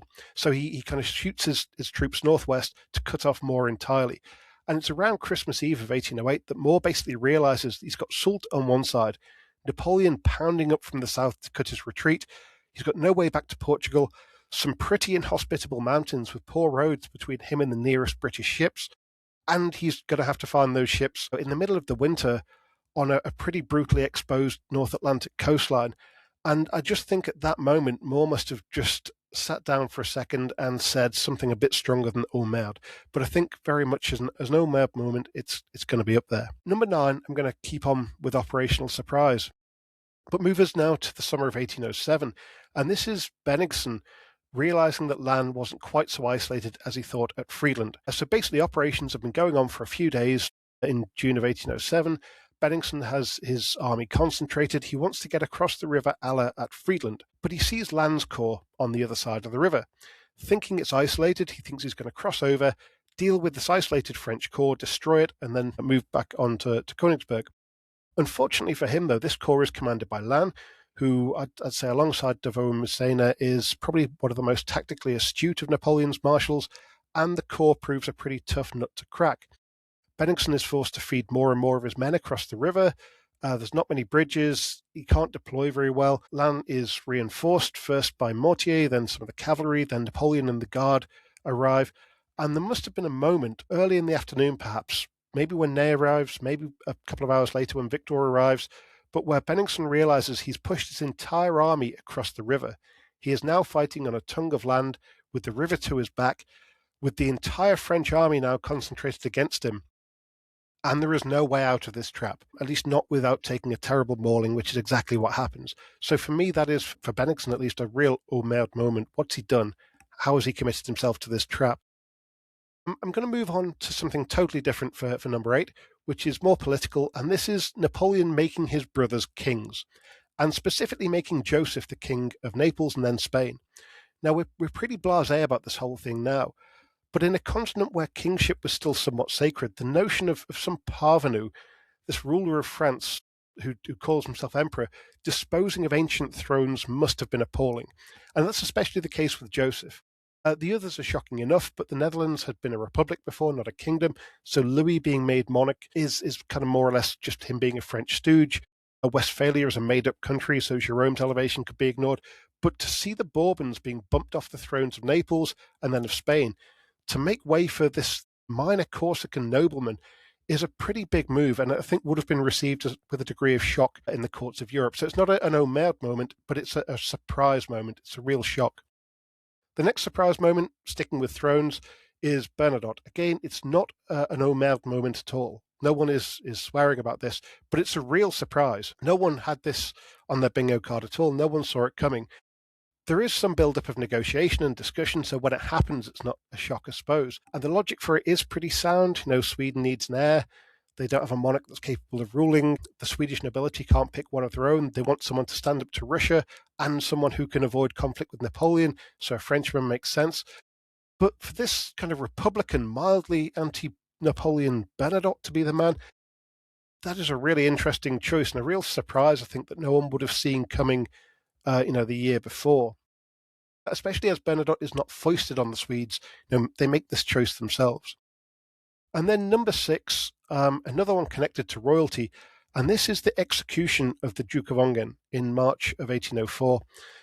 And this is the event which leads to the famous quotation attributed variously to either Talleyrand or Fouché, depending on who you believe. But the quotation is, "It was worse than a crime, it was a mistake." So d'Enghien is a French prince of the blood. He's a relatively close family member of the Bourbon monarch Louis XVI, who had been executed a decade earlier, and he was quite active in the Revolutionary Wars in wanting the Bourbon dynasty to be restored, including fighting in the armies until about 1801, or the émigré armies, that is. But after that, he seems to have kind of accepted his fate, got married, settled down in Baden in Germany. But after the royalist plots to assassinate Napoleon were uncovered, Napoleon believes that d'Enghien has a role in this, so he orders troops to cross the frontier, violate the sovereignty of this neighbouring country, seize the Duke, and then in Napoleon's actual orders, just have him tried and shot. This was never going to be a trial that d'Enghien could get out of. He was always going to be executed. And this really does shock the courts of Europe. They thought that the revolutionary bloodletting and the executions of royal figures were a decade in the past. And to see, a prince of the blood executed after a kangaroo court was a real shock. It's also shocking to see French troops kidnapping the prince by violating the neutrality of a state that's in the Holy Roman Empire, protected by Austria, and also a state that is ruled by the Tsar's father-in-law, so should be protected by Russia as well. And it's actually a major step on the road to war as well in 1805, because it persuades Vienna and St. Petersburg that Napoleon is not a reasonable man, but that he's a bully who would pretty much only respect force. So for me, the Duke of Enghien is, again, not an Omered moment, except perhaps for the Duke, who, staring down a firing squad, doubtless said that, but it is a real shock for the whole of Europe. That's a great, great, great list. And I'm going to talk about more for a second, but I'm going to throw it to David right after this, because I know he has a lot to say on Napoleon's siblings. Sir John Moore, I'm sure he's a great trainer of men, but I think he might have been court-martialed when he got back to England if he had not been killed. The Battle of Corunna is not a victory. It's a fine defensive action, but it really is a disaster that unfolded due to Moore's decision to attack Soult and then get a quick victory and run out of Spain. But yeah, that is definitely an Omered moment. Friedland's a good one as well. But yeah, I want to throw it over to David for his reaction, because one of my first books I ever got on Napoleon was A Dummy's Guide to Napoleon, written by the great David Markham. And there's a wonderful section in there that says 10 mistakes by Napoleon, and one of them was, don't put your siblings on thrones. So I'm going to throw it to David and let him discuss that. That book was written a long time ago. I'd almost forgotten that I had that in there. Yeah, I think that there's a point of contention, whether it was a smart thing to do or not. On the other hand, as I reconsider over the years, it was not uncommon for a king to come from someplace else and rule a country. Great Britain is a good example of that, of course. So it's not the first time that that a Bourbon may have been replaced by somebody else, or a Bourbon may have come in from someplace else. So the idea that a foreigner was ruling Naples and then Spain is not necessarily a total disaster. But it probably, in retrospect, might have been better if he had managed to find a different approach. I want to get to Enghien just a little bit, too. If you play by results rather than by morality, and I'm not saying that's what you should do, but if you do, it actually worked, because that was the end of any royalist plots to kill Napoleon. That was the last time that there was any effort supported by any of the royal families to assassinate Napoleon. They obviously were intent on defeating him on the battlefield and getting rid of him. I'm not saying something they were a good buddy, but once they realized that they would be put in jeopardy, like the Duke was, if they're involved. And there's also, by the way, some reason to believe that the Duke may well have been involved in some of the plotting, from what I've read. But again, it was a good list, and we're covering a lot of good bases in this discussion. Yeah, I've got very few arguments with this. I completely agree with what you're saying, John. Yes, more would have been court-martialed, or at the very least faced a court of inquiry. Frankly, Britain had already gone through one of those over another point of controversy, which I might mention in due course. The Duke d'Angoulême, another one that I'm quite a fan of in terms of this is potentially the caliber of the sort of person that we're dealing with here. And siblings, as we've discussed, it ends up being, I would say, a blunder in the sense that the wrong people get moved to the wrong places. Yes, you can make the argument that, you can move in members of your family to dynasty build, and it's a way of doing things that has worked perfectly well for the Bourbons. But I think it's also partly an issue from a PR perspective, in the sense that Napoleon is positioned as being different, and yet here he is reaching for the Bourbon playbook. And I think that ends up being a problem, not just in terms of how he's perceived at the time, i.e., look, Napoleon's trying to set up his sort of rival order to ours. Can both of these orders work at the same time? If your plan is to replace the Bourbons with the Bonapartes, are we really going to sit here quietly and accept that? But also it becomes a problem in terms of his longer term perception. It's the same as the other autocratic leaders in Europe, and I think that is a problem in terms of assessing his legacy. Good point, Saul. Geraint? You know what? The Duke was on one of my lists, but I couldn't remember the guy's name, which was really annoying me. But I completely agree with Graeme there. I do kind of feel that it's a little bit unfair to More, in my opinion. I mean, at the end of the day, he was facing Napoleon. Like, Wellington was very fortunate in Spain that he never faced Napoleon in Spain, because then all the military machine is geared to his orders, whereas when they're facing Wellington, it's a divided command, which enables defeat in detail. But yeah, I mean, it would be an Omerd moment, because he thought that he found out that the Spanish had been beaten and that Napoleon was after him. So yeah, without question. Okay, I'm going to run through my list. It's actually, all of them have already been mentioned, so this is going to be a very quick round 2, and then we'll roll into our final round 3 with David here in a minute. So my number 10, I had the Battle of the Nile, which we've already discussed, a wide-spreading Omerd surprise moment. Number 9, I had the Spanish ulcer, Portuguese and Spanish. Napoleon, no way could have projected what a drain this would be on his resources. In fact, there was another Spanish mini-war in 1823, and the French went in and with no problem helped restore order quietly and easily. So it's just Napoleon's tactics in the Peninsular War just inspired the Spanish and Portuguese to rise against him, and I don't think he could have ever projected that. Number 8, I have the Pratzen Heights. I can only imagine the Omerd of Buxhouden's corps leaving the Pratzen Heights, going down to the left flank, and then looking behind them and seeing the Grand Armée on the Pratzen Heights. I mean, that must have been a big Omerd for Buxhouden's corps. So that's one of my top 15 surprises. Number 7 is Blücher flanking Napoleon at Waterloo. I almost didn't put this on this list just because Napoleon knew that Blücher and the Prussians were out there somewhere. Yes, it was a bold move by Blücher to show up and really ruin Napoleon's day at Waterloo, but was it a surprise? I don't know, but I had to put it on here somewhere. And then number 6 is Marmont at Salamanca. I mean, even Marmont's corps must have said Omer, because the guy right after Marmont got injured, the second in command, I think it was Bonnet. So it goes down to no one for 30 minutes. And then thank God Clausel was there to help patch up this disaster. Otherwise, it would have been worse. But yeah, that's number 6 for my Omer moments. It's the other way around. It's Clausel. Clausel gets a piece of shrapnel in his heel. He gets it tended to. Bonnet takes over. Clausel comes back. Got it. Okay. Yeah, I knew there was something there. Geraint, is that a good list? Yeah, I can't argue with it at all.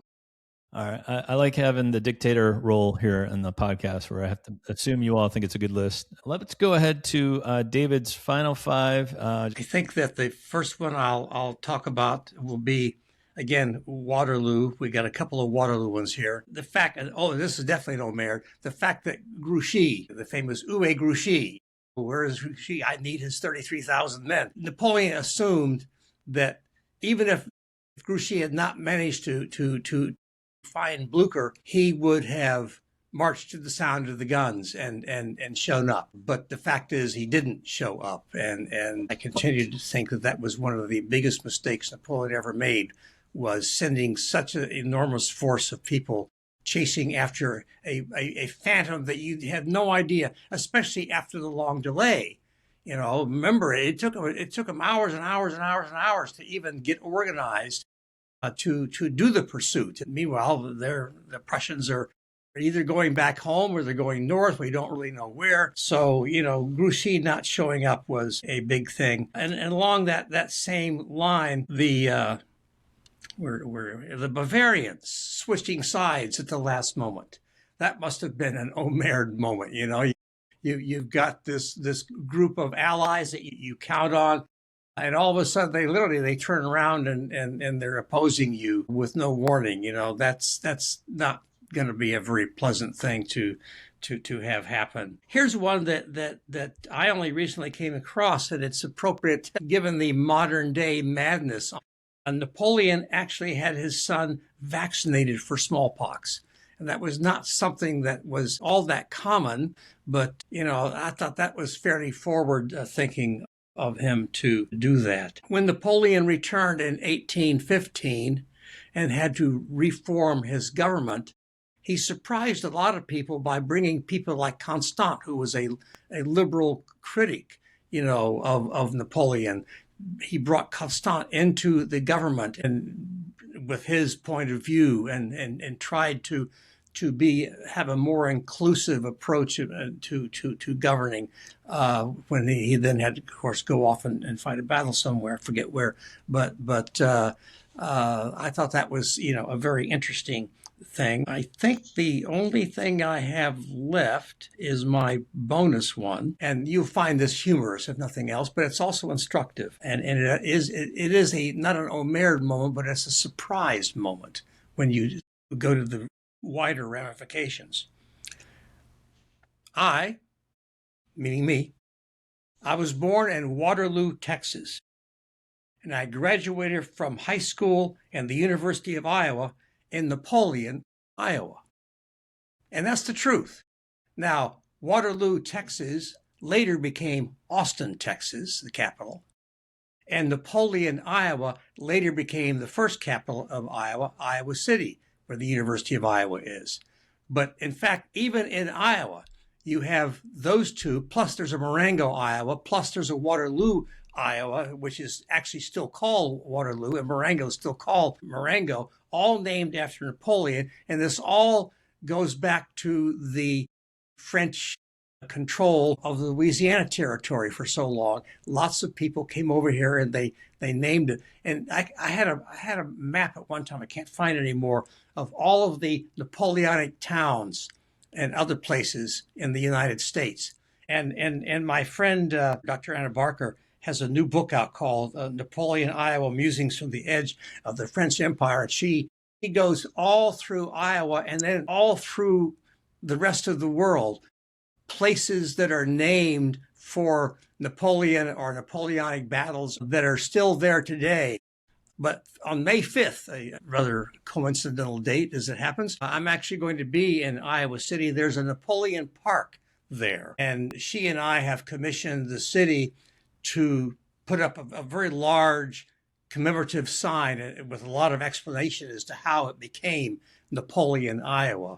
And it'll be erected in the park with our names on it and all that kind of stuff. So that's my little bonus item. This is why the master is the master still. David, that was wonderful. I mean, Zach and I have our cute little podcast, but we tremble at your feet, sir. I mean, that's just amazing stuff that you came up with. I mean, to start with the Louisiana Purchase and then dovetail it with all these towns in Iowa that I had no idea about. Fascinating stuff, my friend. Nice job. Thank you. I did like the Bavarians at Leipzig switching sides. That was definitely an Omer surprise moment. That's a good one right there. Let's start with Zach White. Your thoughts? For the first time, I find myself disagreeing with David vis-a-vis the Grouchy one. I have a record of banging on about how I view Grouchy as being one of the big scapegoats of the Waterloo campaign. And the reason, quite simply, is that, so David makes a point, which is maybe it was a mistake to give Grouchy so much of the force. And with that, I think there's a really interesting debate to be had in terms of, was it appropriate given the size of the Prussian army, or was it a misjudgment? I think we can only really assess that through hindsight. But in terms of marching to the sound of the guns, for me, Grouchy's doing his job. He's been told, go find Blucher, keep Blucher busy. And he does that. It's not his fault that it takes so long for him to find the Prussians, because the French have lost contact with the Prussians overnight. Napoleon's assessing the situation. That's not Grouchy's fault. The only way Grouchy could have marched to the sound of the guns and done anything useful is if he'd developed the ability to fly. The Prussians move out of Wavre with their 4th Corps at 4 a.m. They get delayed along the way. 2nd Corps leaves at, I think it's about 12 o'clock. They get there when they get there, 4:30, 5:30. Grouchy doesn't make contact with the Prussians until, I believe it's about 3 p.m. So he's never going to get to Waterloo in time anyway. He can't get there any faster than the Prussians have done. And frankly, if he had, I reckon he'd have been court-martialed and shot, because he's still in communication with Napoleon. He's still getting orders, and he fulfills those orders. He wins the Battle of Wavre. He's the only one who pulls a well kind of cohesive, effective fighting force out of the Waterloo campaign. So for me, I'm sorry, David, I think Grouchy will have looked at what happened subsequently and gone, oh, mad, everybody's piling the blame on me. But I think he would have justifiably felt quite disappointed at how he got treated. Let me say, first of all, I don't blame Grouchy. When I say it's an omer, it's Napoleon expected Grouchy to march to the sound of the guns, I think. And he was famously said, where's Grouchy? I need him. But I happen to agree with you in that it would be virtually impossible for Grouchy to have done that. For one thing, the Prussians control the only real road that was going there. And as you say, he either would have to learn to scamper over the landscape or fly. So my comment was not a knock on Grouchy. My comment was it was an Omer moment when Napoleon realizes that Grouchy, for whatever reason, is not coming. Had Grouchy managed to come, or had Grouchy stayed to begin with, and that 33,000 men, had been with Napoleon right from the get-go, I think Waterloo would have turned out quite differently, because he would have had such overwhelming force at that point. So the Omer is not to put down Grouchy, who I actually admire. It was just the Omer that, for whatever reason, Grouchy is not here and Blucher is, and that's bad news. Right. Okay. I'm going to give it to Graeme for his feedback. Yeah, I said the same about Grouchy, really. I think he was doing exactly what he was told to, but it's a really good point that Napoleon, mid-afternoon, would have just thought, what the hell have I done, giving such a large force off and leaving it? It obviously hasn't worked to stop the Prussians, so something has gone horribly wrong. I don't think he ever expected Grouchy to actually arrive at Waterloo, not if he was being honest to himself, but I think he must have had a horrible moment of realization that he'd messed up. But the one that I found brilliant on this was the vaccines. Maybe surprising from the historian's point of view, or people who are new to the period going, oh, wow, they had vaccines. But I think it's really interesting that they do. A couple of years ago, I remember reading an almanac from, I think it was the Dordogne department, where they had a whole article on how many people they'd vaccinated, and I think it was 1801, and it was something like 5,000 people in the department have had a vaccine, and there's these doctors who are doing it, and it's brilliant. And then you turn the page, and the next one was a list of the number of wolves that have been hunted and shot in the department. Now, for people who live in Europe nowadays, wolves are not a problem. To read about wolves being shot is kind of something from the distant past. So to see this juxtaposition of people hunting down wolves and getting vaccines at the same time, for me, it was this wondrous thing of the Napoleonic period is on this cusp of modernity and kind of the early modern, even a medieval world in some regards. So for vaccines to be in there is actually really interesting. So I really like that one. Bringing liberals back into the government in 1815. Yep, it's a surprise, except that Napoleon, it's not a surprise because we expect Napoleon to do what it takes. So it's a surprise, but it's not, if you know what I mean. But I love that one as well. And finally, the kind of personal bits about the places born and grown up and graduated. You can't naysay that one. To throw an awful pun in there, and I'll get my coat after that. All right, Geraint, your feedback, and then we'll let you roll into your last 5. I mean, to be honest, it's really no different from what Zack and Graeme have said. I think in terms of what they said, especially in regards to Grouchy. So, I don't really have much to add, I think. Okay, well, a few more Omerd moments then. I'm going to do a Wellington one first. It's a minor one, but I think it's quite there's kind of a dark humour in it.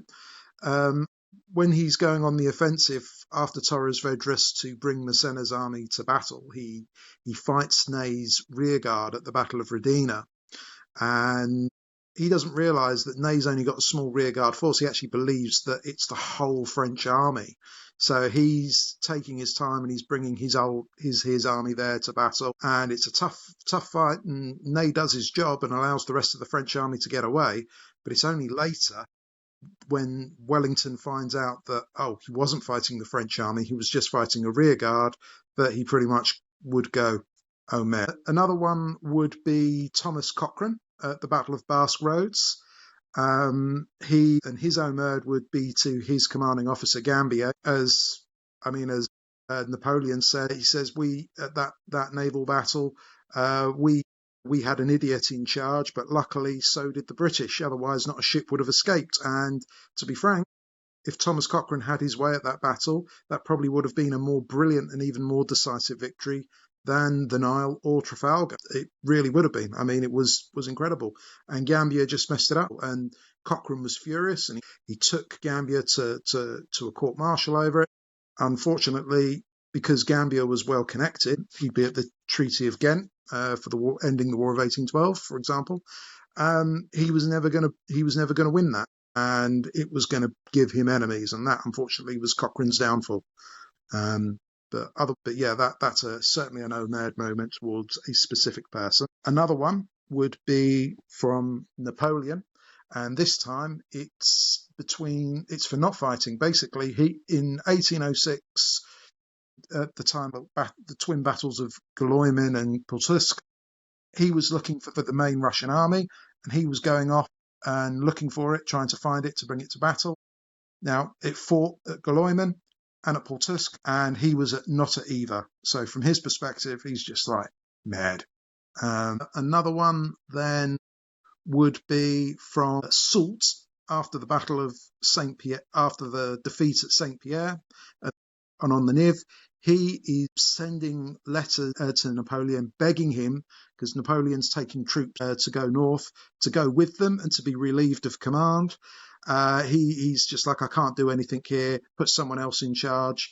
The actual French army's had enough of being beaten. They're just like, give us Suchet, give us someone different. And there's no response to this letter. But from Soult's perspective, it's like, Christ, I'm losing big time here, and I can't get out of it.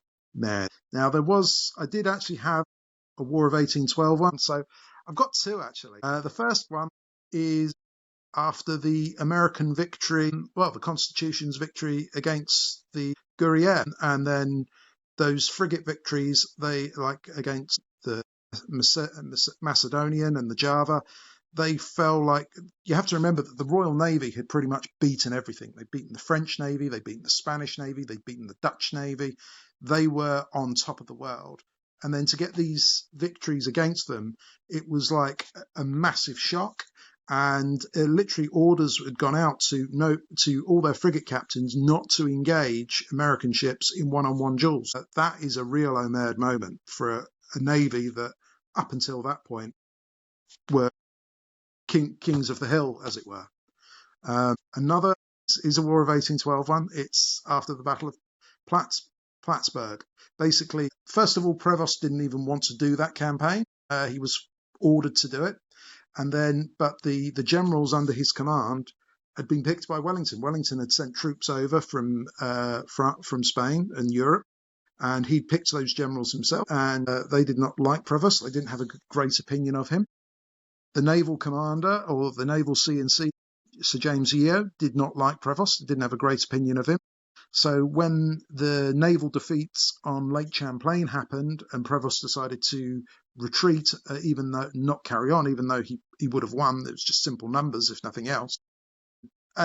Yeo was furious because he blamed him for the naval defeat on Champlain and the British naval commander's death. And also all Wellington's generals were furious because this didn't happen in Spain. This is a disgrace. And they kicked up such a Homerd fury that Prevost was recalled to be court-martialed, and then he died before the court-martial could happen. So yeah, there's another one there. All right, very good, my friend. Let's go to Zack for your feeling on this list. I love the War of 1812. Partly I love this because Geraint gets to scratch his War of 1812 itch that he's been dying to tell us about for eons now. The small ship actions, on point, absolutely fantastic. In terms of that dawning realization that the Americans have the upper hand, whatever the reason might be. Love that. I think with Saul, you can go even further.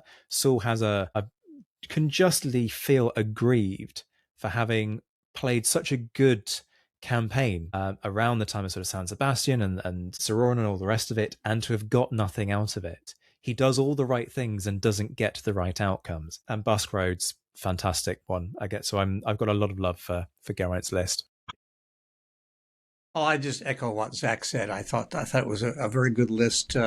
I especially like the one where the British Navy suddenly realizes it's not quite as invincible as it thought it was. There are other ships and other sailors that they may be upstarts in the New World and all that, but they're actually pretty good, and we would be ill-advised to just assume we could go in and defeat them as we have so many other times with other navies. So I thought that was an especially good thing. We don't always think about 1812 war in terms of Napoleonic, even though it obviously has a lot to do with it. Napoleon's not there, the French aren't there, so is it really Napoleonic? But it plays a role in what's going on in the world militarily and politically. I'm glad to hear your comments on that. Thank you, David. And it does play a role because Wellington at one stage was, when war was starting, was worried because he got a huge he got the grain supply for his army from America. So he was worried that, hey, this could be cut off. Thankfully, the Americans still decided to trade with the people they've just declared war on. But yeah, I'll echo what others have said. It's a really good list. I like kind of the almost iconoclasm of this list of picking out these almost invincible auras that we have around Wellington and Napoleon and the Royal Navy, and saying, well, actually, look, they're really not. These people make mistakes. These people have their moments where they get it wrong. They're in the wrong place, or they're just beaten.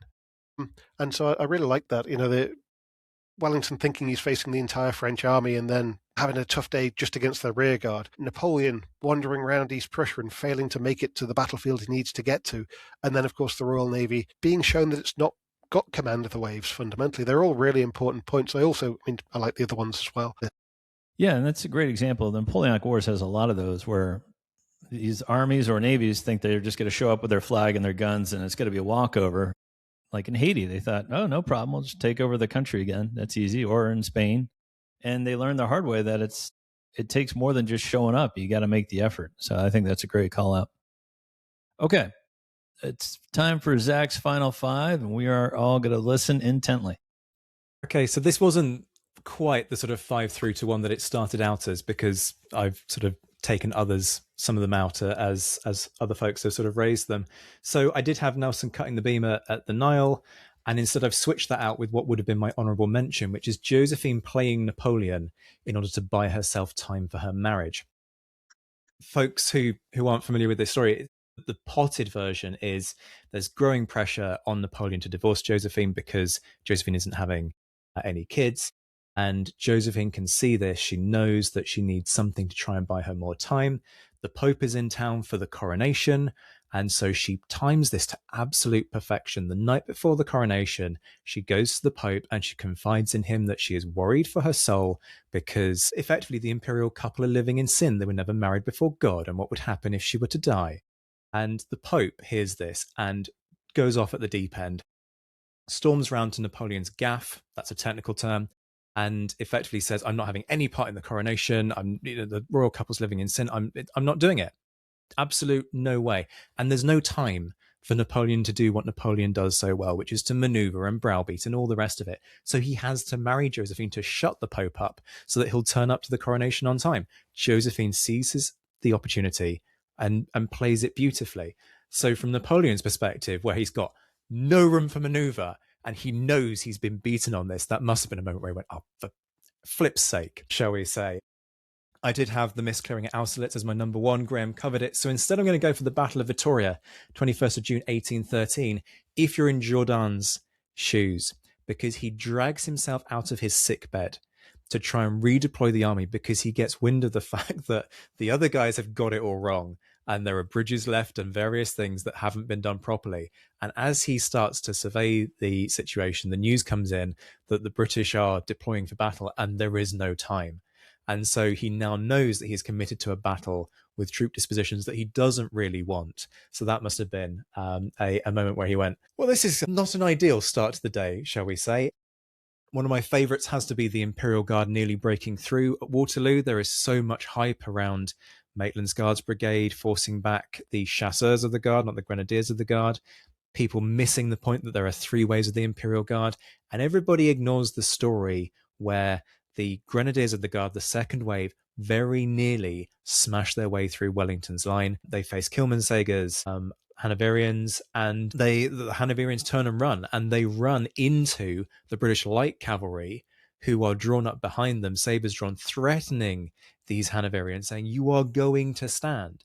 And Wellington would have taken one look at this and seen the coalition about to literally tear itself apart. These guys are about to start hacking at each other. And then in comes Chassé with the Dutch militia and just hurls them forward. And sheer weight of numbers forces the Imperial Guard back. So that has to be a moment where Wellington would have looked at this and gone, what? This is about to fall apart. Number 2, and I stand by this, the Brumaire coup, the Council of 500 erupt and nearly lynch Napoleon. He nearly dies during the Brumaire coup.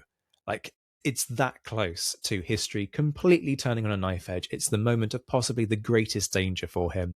He would have looked at that and gone, problems. So that for all that I hate the Napoleon movie, I do think they do this scene incredibly well, where they show that desperation, that sense of they're going to kill me. I need to get out of Dodge quickly, I think is beautifully captured. So the Brumaire coup has to be at number 2. And then last, I'm going to be terribly predictable and conform to British stereotypes, and I'm going to pick Villeneuve at the Battle of Trafalgar, 21st October 1805, when he realizes that having taken the fleet to sea because he's trying to escape an order to replace him, he's now managed to get himself cornered by Nelson. The guy has literally spent an entire campaign sailing to the West Indies and back again, trying to avoid battle with Nelson. And now it's going to happen. There must have been a moment where he went, yeah, I've ballsed this up, boys. We're going to have to make the best of it. So there are my top 5. Very impressive list, my friend. That's a great way to end it. Vittoria, great call out. I'm sure there was also an O'Merd moment when Wellington's soldiers were looting the wagons and he said, oh, Merd, what are we doing? We had the army caught. Yeah, good stuff on Trafalgar. I'm going to throw it to Graeme because I'm sure he has something to say on the Imperial Guard near breakthrough. Yeah, I'll say something on that, but I was actually kind of more struck by the two ways that Napoleon's outmaneuvered here. Josephine on the one hand, the Brumaire coup on the other. Napoleon's still learning his craft at this point, I suppose, in his life, especially around Brumaire, but that's a horrible moment for him, where he would have been saying murder in every language that he could think of. The moment where Josephine kind of gets one over on him with the Pope is another wonderful moment. So, along with Geraint, Napoleon being outmaneuvered on the battlefield or in campaign, we're being a bit hard on the guy here. But the Imperial Guard, I suppose, is a moment where Napoleon almost got it right. Throwing in his troops at the last moment, he very nearly came close to smashing through the Allied lines there. I don't think this is going to win him the Battle of Waterloo, but it certainly means that Wellington's counterattack doesn't happen. We often think that the Guard breaks, the Prussians break through, the French army disintegrates. That's not what happens at the end of Waterloo. There is a full counterattack of the Allied army, and that doesn't happen if the Imperial Guard breaks through. I think Napoleon loses the battle still, but I think he withdraws in good order. Wellington's army is in no fit state to follow up. Blucher's army is hardly in much of a better state and wouldn't have followed up, strung out, if Napoleon's force is in good order. So, that moment at Waterloo could have been a real crucial one. And for Wellington to see his troops breaking before him, the coalition fracturing, and then to see Chassé coming up with the Dutch. And don't forget, Wellington didn't trust Chassé. Chassé, General Bayonet as he was known, where had he got that name? Fighting against the British in the Peninsula. He was one of Wellington's biggest adversaries in the Peninsula, at least from Chassé's mind. But Wellington didn't trust him in the slightest. And to see his troops coming up, Wellington possibly had even half a thought of which side are they going to come in on at this stage. So I think that is a squeaky moment, shall we say, for Wellington for a minute or two, albeit it turned out well. All right. Geraint?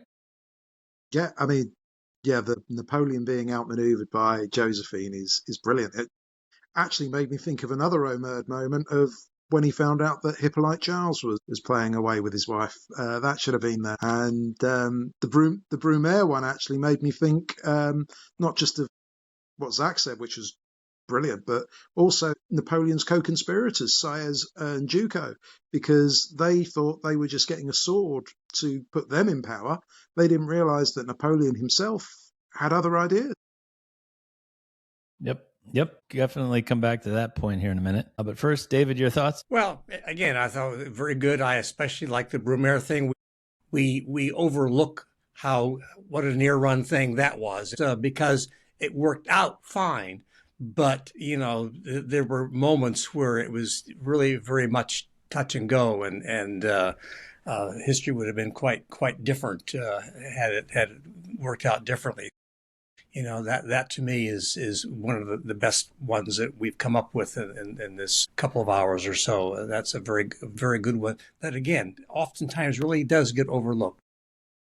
Yeah, I don't know how you're going to top that list, Graeme, but your work is cut out for you. I don't think I'm going to top it at all. My top five, again, I'm sticking to Europe, and I'm sticking to the post-1803 era, so actually a lot of the really good ones that we've mentioned. But I'm going to return to military affairs. Moments that are kind of an Omerd moment for men on the ground, for the ordinary person, I suppose, as well as the high command. And at number 5, I've got the bridge breaking at Aspen-Essling, which cuts Napoleon's army in two. So this is May 1809. Napoleon's responded to an Austrian invasion of Bavaria by chasing Archduke Charles and his army back to Vienna, and he tries to throw his army across the Danube to defeat the Habsburg field forces. Now, the Danube's really wide at this point, so Napoleon decides to cross at Le Beau Island, where he could build a bridge onto the island and another one onto the far bank, and it works brilliantly. He gets his bridgehead, Massena's corps, the cavalry get across. But on the second day of the battle, around mid-morning, the Austrians basically float down some giant stone-laden barges, some fireboats, and they crash through the longer bridge that connects the western bank with Le Beau Island, and it breaks it beyond repair. And so Napoleon goes from being about to win a battle to having his army cut in two. He's cut off from supplies, from reinforcements. He's facing a superior foe, and he's on the wrong side of the river. Now, he does manage to extricate his men. He gets them back to Le Beau Island, but this is a defeat. And I think that there's kind of a real Omerd moment for the army when they see this bridge is broken behind them, and they think, God, we're cut off. It's a real shock for Napoleon to see this, and it's a real shock for Europe as well. Now, this is Napoleon's first defeat. It does echo down through Europe. it doesn't really have any effect in the long term, I suppose. They do lose the campaign, but I think this is a really important moment. Number 4, I've gone for another moment, which is a real shock for troops on the field, and this is Augereau's corps at Eylau in February 1807. Now, we heard Geraint mentioning Eylau with Lestocq's arrival earlier, but basically this is slightly earlier in the battle, where Napoleon decides to use Augereau's corps in the centre to pin the Russians in place while Davout makes a flanking move around the right. And hopefully he's also thinking they might arrive from the left as well before Lestock does. But what actually happens is that Augereau's men advance into a snowstorm, and without being able to see where they're going, they basically just kind of veered straight down the hill in front of them. And unfortunately, this brings them out directly opposite a mass Russian battery of around 70-odd guns. There's another 60-odd guns just off to their flank. And there is therefore a moment when, a little more than musket shot range, they suddenly realize that they're staring down the barrels of a massive concentration of firepower. And that must have been utterly terrifying for the poor men of Augereau's corps, a real moment of Ormerd and more. The outcome of this is predictable. The corps is massacred. They then get overrun by a Russian counterattack, and it is really an appalling moment in quite an appalling battle. But why I've got this quite so high on my list is that there's a sequel to this, and the sequel is that with Augereau's men gone, the French centre is completely denuded of infantry, and the only thing left to Napoleon is his cavalry. So Napoleon throws in 10,000 sabres under Murat in one of the biggest cavalry charges of the conflict, which then just basically overruns the Russian centre.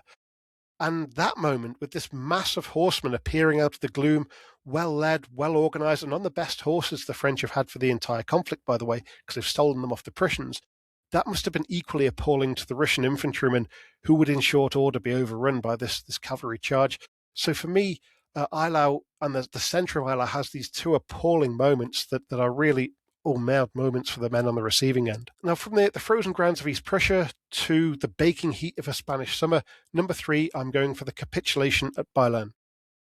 So the Baylen capitulation in 1808 really is the moment that breaks some of the aura of invincibility around the French army. General Dupont and 20,000 men, mostly conscripts granted in temporary formations, but they do have a leavening of experienced units, including some Marines of the Guard.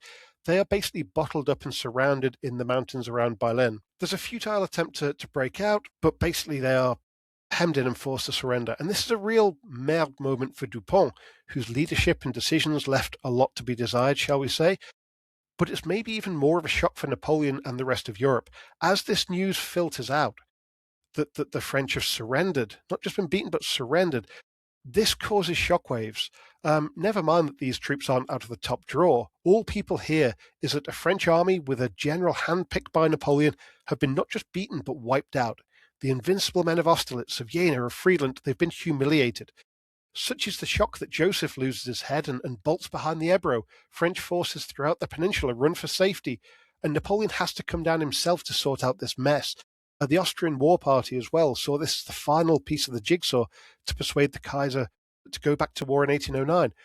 So on the battlefield, Dupont and his troops had this horrible sinking realization that they were in big trouble, and they were eventually forced to capitulate. But the shockwave of it as well is really a surprise throughout Europe that goes far beyond this dry and distant Spanish valley. Number 2, another operational moment, and this is the moment of realization of General Mack that he is surrounded at Ulm in 1805.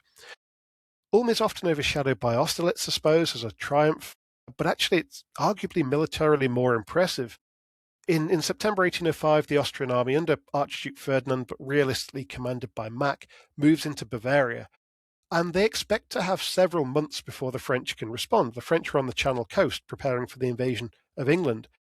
They also expect that Napoleon will probably go into Italy rather than Germany, because he'd previously campaigned there in 1796-7 and 1800. So it's a real surprise to Mack that reports start coming in September of French troop movements along the Rhine. Mack initially makes some offensive manoeuvres, not realizing quite how many troops he was about to face. Between the 8th and the 14th of October, there's a series of small actions, but around the 15th, 16th, Mack seems to have come to the realization that he was utterly surrounded. By the 16th, he knows that he's bottled up with overwhelming force, and I think there must have been a second where he just sat down and thought, I am absolutely cut off here. I have nothing left to do. I'm just going to have to surrender. He does stretch it out for a few days. He actually negotiates until the 25th of October as the gap before he will surrender if assistance doesn't come. But in the end, he surrenders on the 21st because he realizes that help isn't on its way. But I just think that this moment where Mac is surrounded at Ulm is a real shock to him, but also it's the first time that Napoleon has pulled off such a grand-scale maneuver. People knew that Napoleon was a really skillful general before this, but I don't think they quite expected this level of coordination of maneuver of such a big army. The first real demonstration, I suppose, of the devastation that he can cause with the Grande Armée from 1805. So that's why it's so high. And my number one moment is, and I'm sure David will be happy with this one, Napoleon's return in 1815. And this is a real shock for everyone. For Neil Campbell, it's probably the Maud moment, not because he was a jailer who'd not done his duty, but because he was off indulging in a dalliance while he was meant to be keeping an eye on Napoleon. But I just think the shockwave of this through Europe is immense. Again, this is one that we're pretty blasé about now because we know it happens. And we just think, well, of course Napoleon came back. But this really is a shock of earthquake proportions. The defeat of Napoleon in 1814 had been total. His capital was captured, his armies were defeated or taken prisoner, the political class and wider population seemed pretty ambivalent to his continued rule. It's not a negotiated peace. He's made sovereign emperor of Elba, more or less as a courtesy, not least because he is married to the daughter of the Emperor of Austria.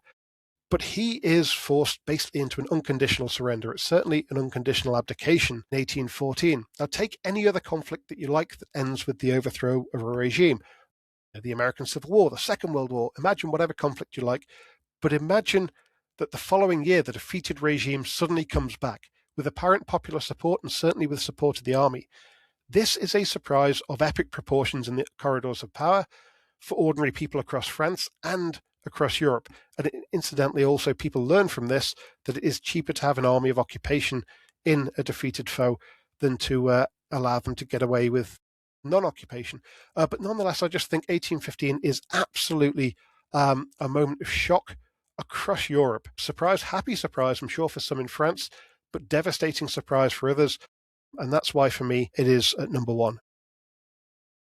Wow. What a list. Very nice, my friend. Very nice. Graeme, that was fabulous. Let's start with Geraint this time. What did you think, sir? Oh, God, yeah. Yeah, that's going to be number one. I mean, if you're Louis XVIII, you're thinking, oh, murd, and you're going as fast as you humanly can to get out of the country because you're worried. So, yeah, Mac at Ulm is a great one, very much an old mad one. To be honest, it made me think of another one of Van Damme at Colm, but in a similar situation. Graham's list is fantastic, and I agree with the number one. That is probably the best one. Napoleon coming back, everyone going, oh, mad. Not everyone said Omer. He had a lot of support. He retook Paris without firing a shot. So he obviously had. I think that was an excellent list. The two obviously that I think the unfortunate General Mack. I've been there, and I've also been at the chateau on the coast where Napoleon was. The ability to virtually in secret. There were reports of some troop movements, but no one had any idea really that the entire army was stealthily making its way, across all that territory, and is going to show up, on Mac's doorstep and say, hello, anyone home? So that really deserves to be up there. And of course, the 100 Days. To me, the 100 Days is one of the most fascinating periods in the whole Napoleonic story for any number of reasons. And it's important to discover the kind of things that led up to it, and then the successes and failures all the way through, and the whole story is fascinating. And so having that as your number one, I have no problem with that at all. Yeah, I like that call out. And by then also, you could also say the unfortunate General Dupont, although he later became Minister of War. But yeah, definitely some mistakes on his part. Let's go to Zack. Yeah, it's hard to argue with Bylan. I'm kicking myself that wasn't in my list, quite frankly. It really should have been, because Graeme makes the case really well. And yeah, it's hard to argue with 1815, the return from Elba, a squeaky buttock moment for everybody concerned. Napoleon will have been well aware how this could go quite badly wrong. And Michael Brewers makes the case really nicely that the route that he takes is very carefully crafted to avoid the areas where people aren't going to like him and they might resist him. So Napoleon is as aware that this could end up being his OMAD, his final OMAD. He could end up in front of a firing squad if he's not careful. And ultimately, it turns out not to be the case. But yeah, everybody's going, I'm sorry, what's going on here? So yeah, I'm with Graeme on this one. Okay. Last but not least, the Emperor has his last 5. Some of these you've already gone over, but I just wanted to get mine out there. I'm going to start with number 5, the Battle of Porto. I don't think we mentioned this one yet. And this is Marshal Soult literally caught napping by Wellesley, the future Wellington. He's taken Porto and he thinks there's no way. I have all the boats. There's no way Wellington can get at me or my army. And sure enough, they find a few wine barges and Wellington gets across that river, surprises Soult and his army. They go bounding out of Portugal without their wagons or cannons.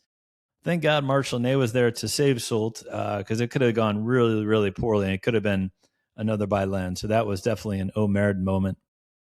Number 4, I have Marshal Davout's victory at Auerstadt. If you're the Prussians and you've been pounding away on this little corps that you outnumber 3-1 all day, and then at the end of the day, that Davout corps turns around and attacks you and makes you run off in terror. I can't imagine the Omerd that must have been going on in the Prussian army at that time. Number 3, Napoleon becomes emperor at age 34 years old. I don't know what the rest of my panel was doing at age 34, but I wasn't an emperor, even close anywhere to being an emperor at age 34. And I'm sure it was shocking to everyone in Corsica, everyone that went to military school with Napoleon, all the other heads of Europe, that this guy out of nowhere became emperor. Definitely a surprise Omerd moment.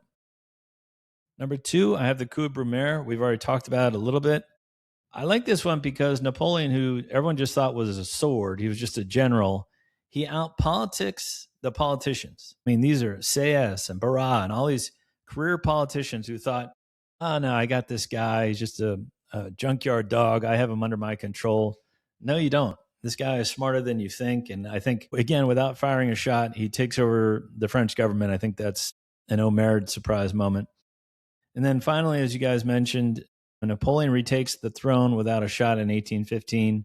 If you look at it on paper, Napoleon shows up on the coast with 1,000 troops against Louis XVIII's 200,000. But he's probably thinking, okay, well, the 5th Regiment went over with Napoleon, no big deal. I still have 199,000 troops. Oh, wait, Marshal Ney turned against me too. Oh, wait, merd, I need to get out of town. And also all these aristocrats who told Louis they'd fight to the death to protect his throne, didn't fire a shot. They ran off to Belgium with Louis, and I think a surprise moment for basically the world was when Napoleon retook the throne without a shot in 1815. That's my number 1.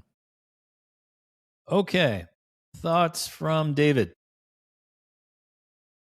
Well, yeah, I can't argue with anything you said there, particularly the number 1. I think that we have something of a consensus here that Napoleon leaving Elba and the subsequent events that followed after that, are extremely important and also extremely interesting. So the whole list was good. Thank you, sir. Let's go to Geraint. To be honest, it's pretty much echoing the same as David. No complaints with the list, especially the one which I'd forgotten to mention, like I said earlier, and only remembered afterwards about Sayers and Duco and the politicians that he played. Yeah, and I think even Napoleon, maybe when he crowned himself emperor at 34, he mentions to Joseph, if Father could see us now, I think he surprised himself. Let's go to Graeme Callister. Yeah, some great ones in there. I like the, Porto 1809. British troops are always guaranteed to find a wine barge, so should have probably not been quite so cocky. But yeah, it's a real shock, isn't it, when the British troops managed to get across the river there. Napoleon becoming emperor at 34, yeah, massively impressive moment. Although having said that, he lost a major battle before he was 40 and I didn't, so I'm not saying I'm better than him. I really like what you did with the coup of Brumaire there as well, which is kind of flip it slightly from what Zack was saying, where the old mad was Napoleon got it wrong pretty much on the day, which he did. Now, this was a horrible misjudgment, and Lucien gets him out of it, and the troops get him out of it. But it's the aftermath that you mentioned, where he just outmaneuvers career politicians, partly because he has the army at his back, but partly because he's a very astute individual, and they didn't give him credit for that. Sinking realization, I think, by December that actually he was not just a sword, he was now in charge of government. Must have been a real nasty moment for them. So I think it's another really good list. Thank you, sir. And finally, Zack. It was a terrible list. Absolutely awful, John. I don't agree with anything that you've said in the course of the past 2.5 hours. I mean, yeah, can you imagine being in the Congress of Vienna when the riders come in with the messengers for all the heads of state and they all look at them and go, I'm sorry, we've got to do what now? So you can't argue with that. I think it's really nice to bring Second Battle of Oporto in there as well. I mean, come on, we've all watched the Napoleon movie. We all know that the British think they're so great because they have boats. This is just the proof in that, right? And for all that we have to be careful about overplaying things like Oporto in terms of its wider significance, for Soult in that moment, it's no, they have it. Surely they have. No, they have. Now what the hell do I do? So a fantastic shout. Yeah, I've got a lot of love for your list. Thank you, my friend. Yeah. So we did it. We got through the top 15 surprises, only 2.5 hours in. So that's pretty good. I really want to thank my panel. I'll give you one final thought and then we'll roll out. But I'm honored to have all of you on the call, on the podcast, and in my circle. Let's start with Geraint. What did you think of your first Generals of Napoleon episode? I've had a great time. There's a lot of agreement here. I mean, I think if it was on the greatest battles, there would have been more disagreement, I think. But there isn't on this one. So, no, it's been a great time. Yeah, I think you've done a nice job, and I really appreciate you coming on the show. And our other new guest, David, what do you think? Well, first of all, it's a great pleasure and honor to be here, and I appreciate the invite. I was going to say something about Brumaire. I always tell the story with the three councils, go in to have their first meeting, and they're not first, second, and third council at that point. They're the three councils, and the room has a chair which is a little bit bigger for the first council, and no one really knows who's supposed to sit there. And Napoleon, of course, takes initiative, and he sits there and basically says, I'm the first council, and you two can go on vacation if you want, And to a certain extent, that's exactly what happened. But to get back to my opinion of this podcast, I think this was a very good group. I enjoyed the assignment that we had. There was a lot of agreement, which is not real surprising because, there's certain surprising moments that are no surprise that we all pick them. But I hope we do it again sometime. It was really great fun. I enjoyed it thoroughly. You did a fantastic contribution, all of your answers. So I appreciate that, David. And we'll give the last word to Graeme. Graeme, what did you think? Oh, I thoroughly enjoyed myself. It's been a wonderful panel, some fantastic ideas, things that I hadn't actually thought of at all, that people bring up, a real diversity of ideas, but every single one of them brilliant. And of course, I love the fact that 1815 got a lot of attention as well. And, I just think it's been a wonderful experience. Thank you, Graeme. Yeah, it's been a great collaborative effort. And I really appreciate everyone's time. And we thank all these wonderful guests for their time again. Geraint Thatcher, David Markham, Zack White, and Graeme Callister. We'll see you soon.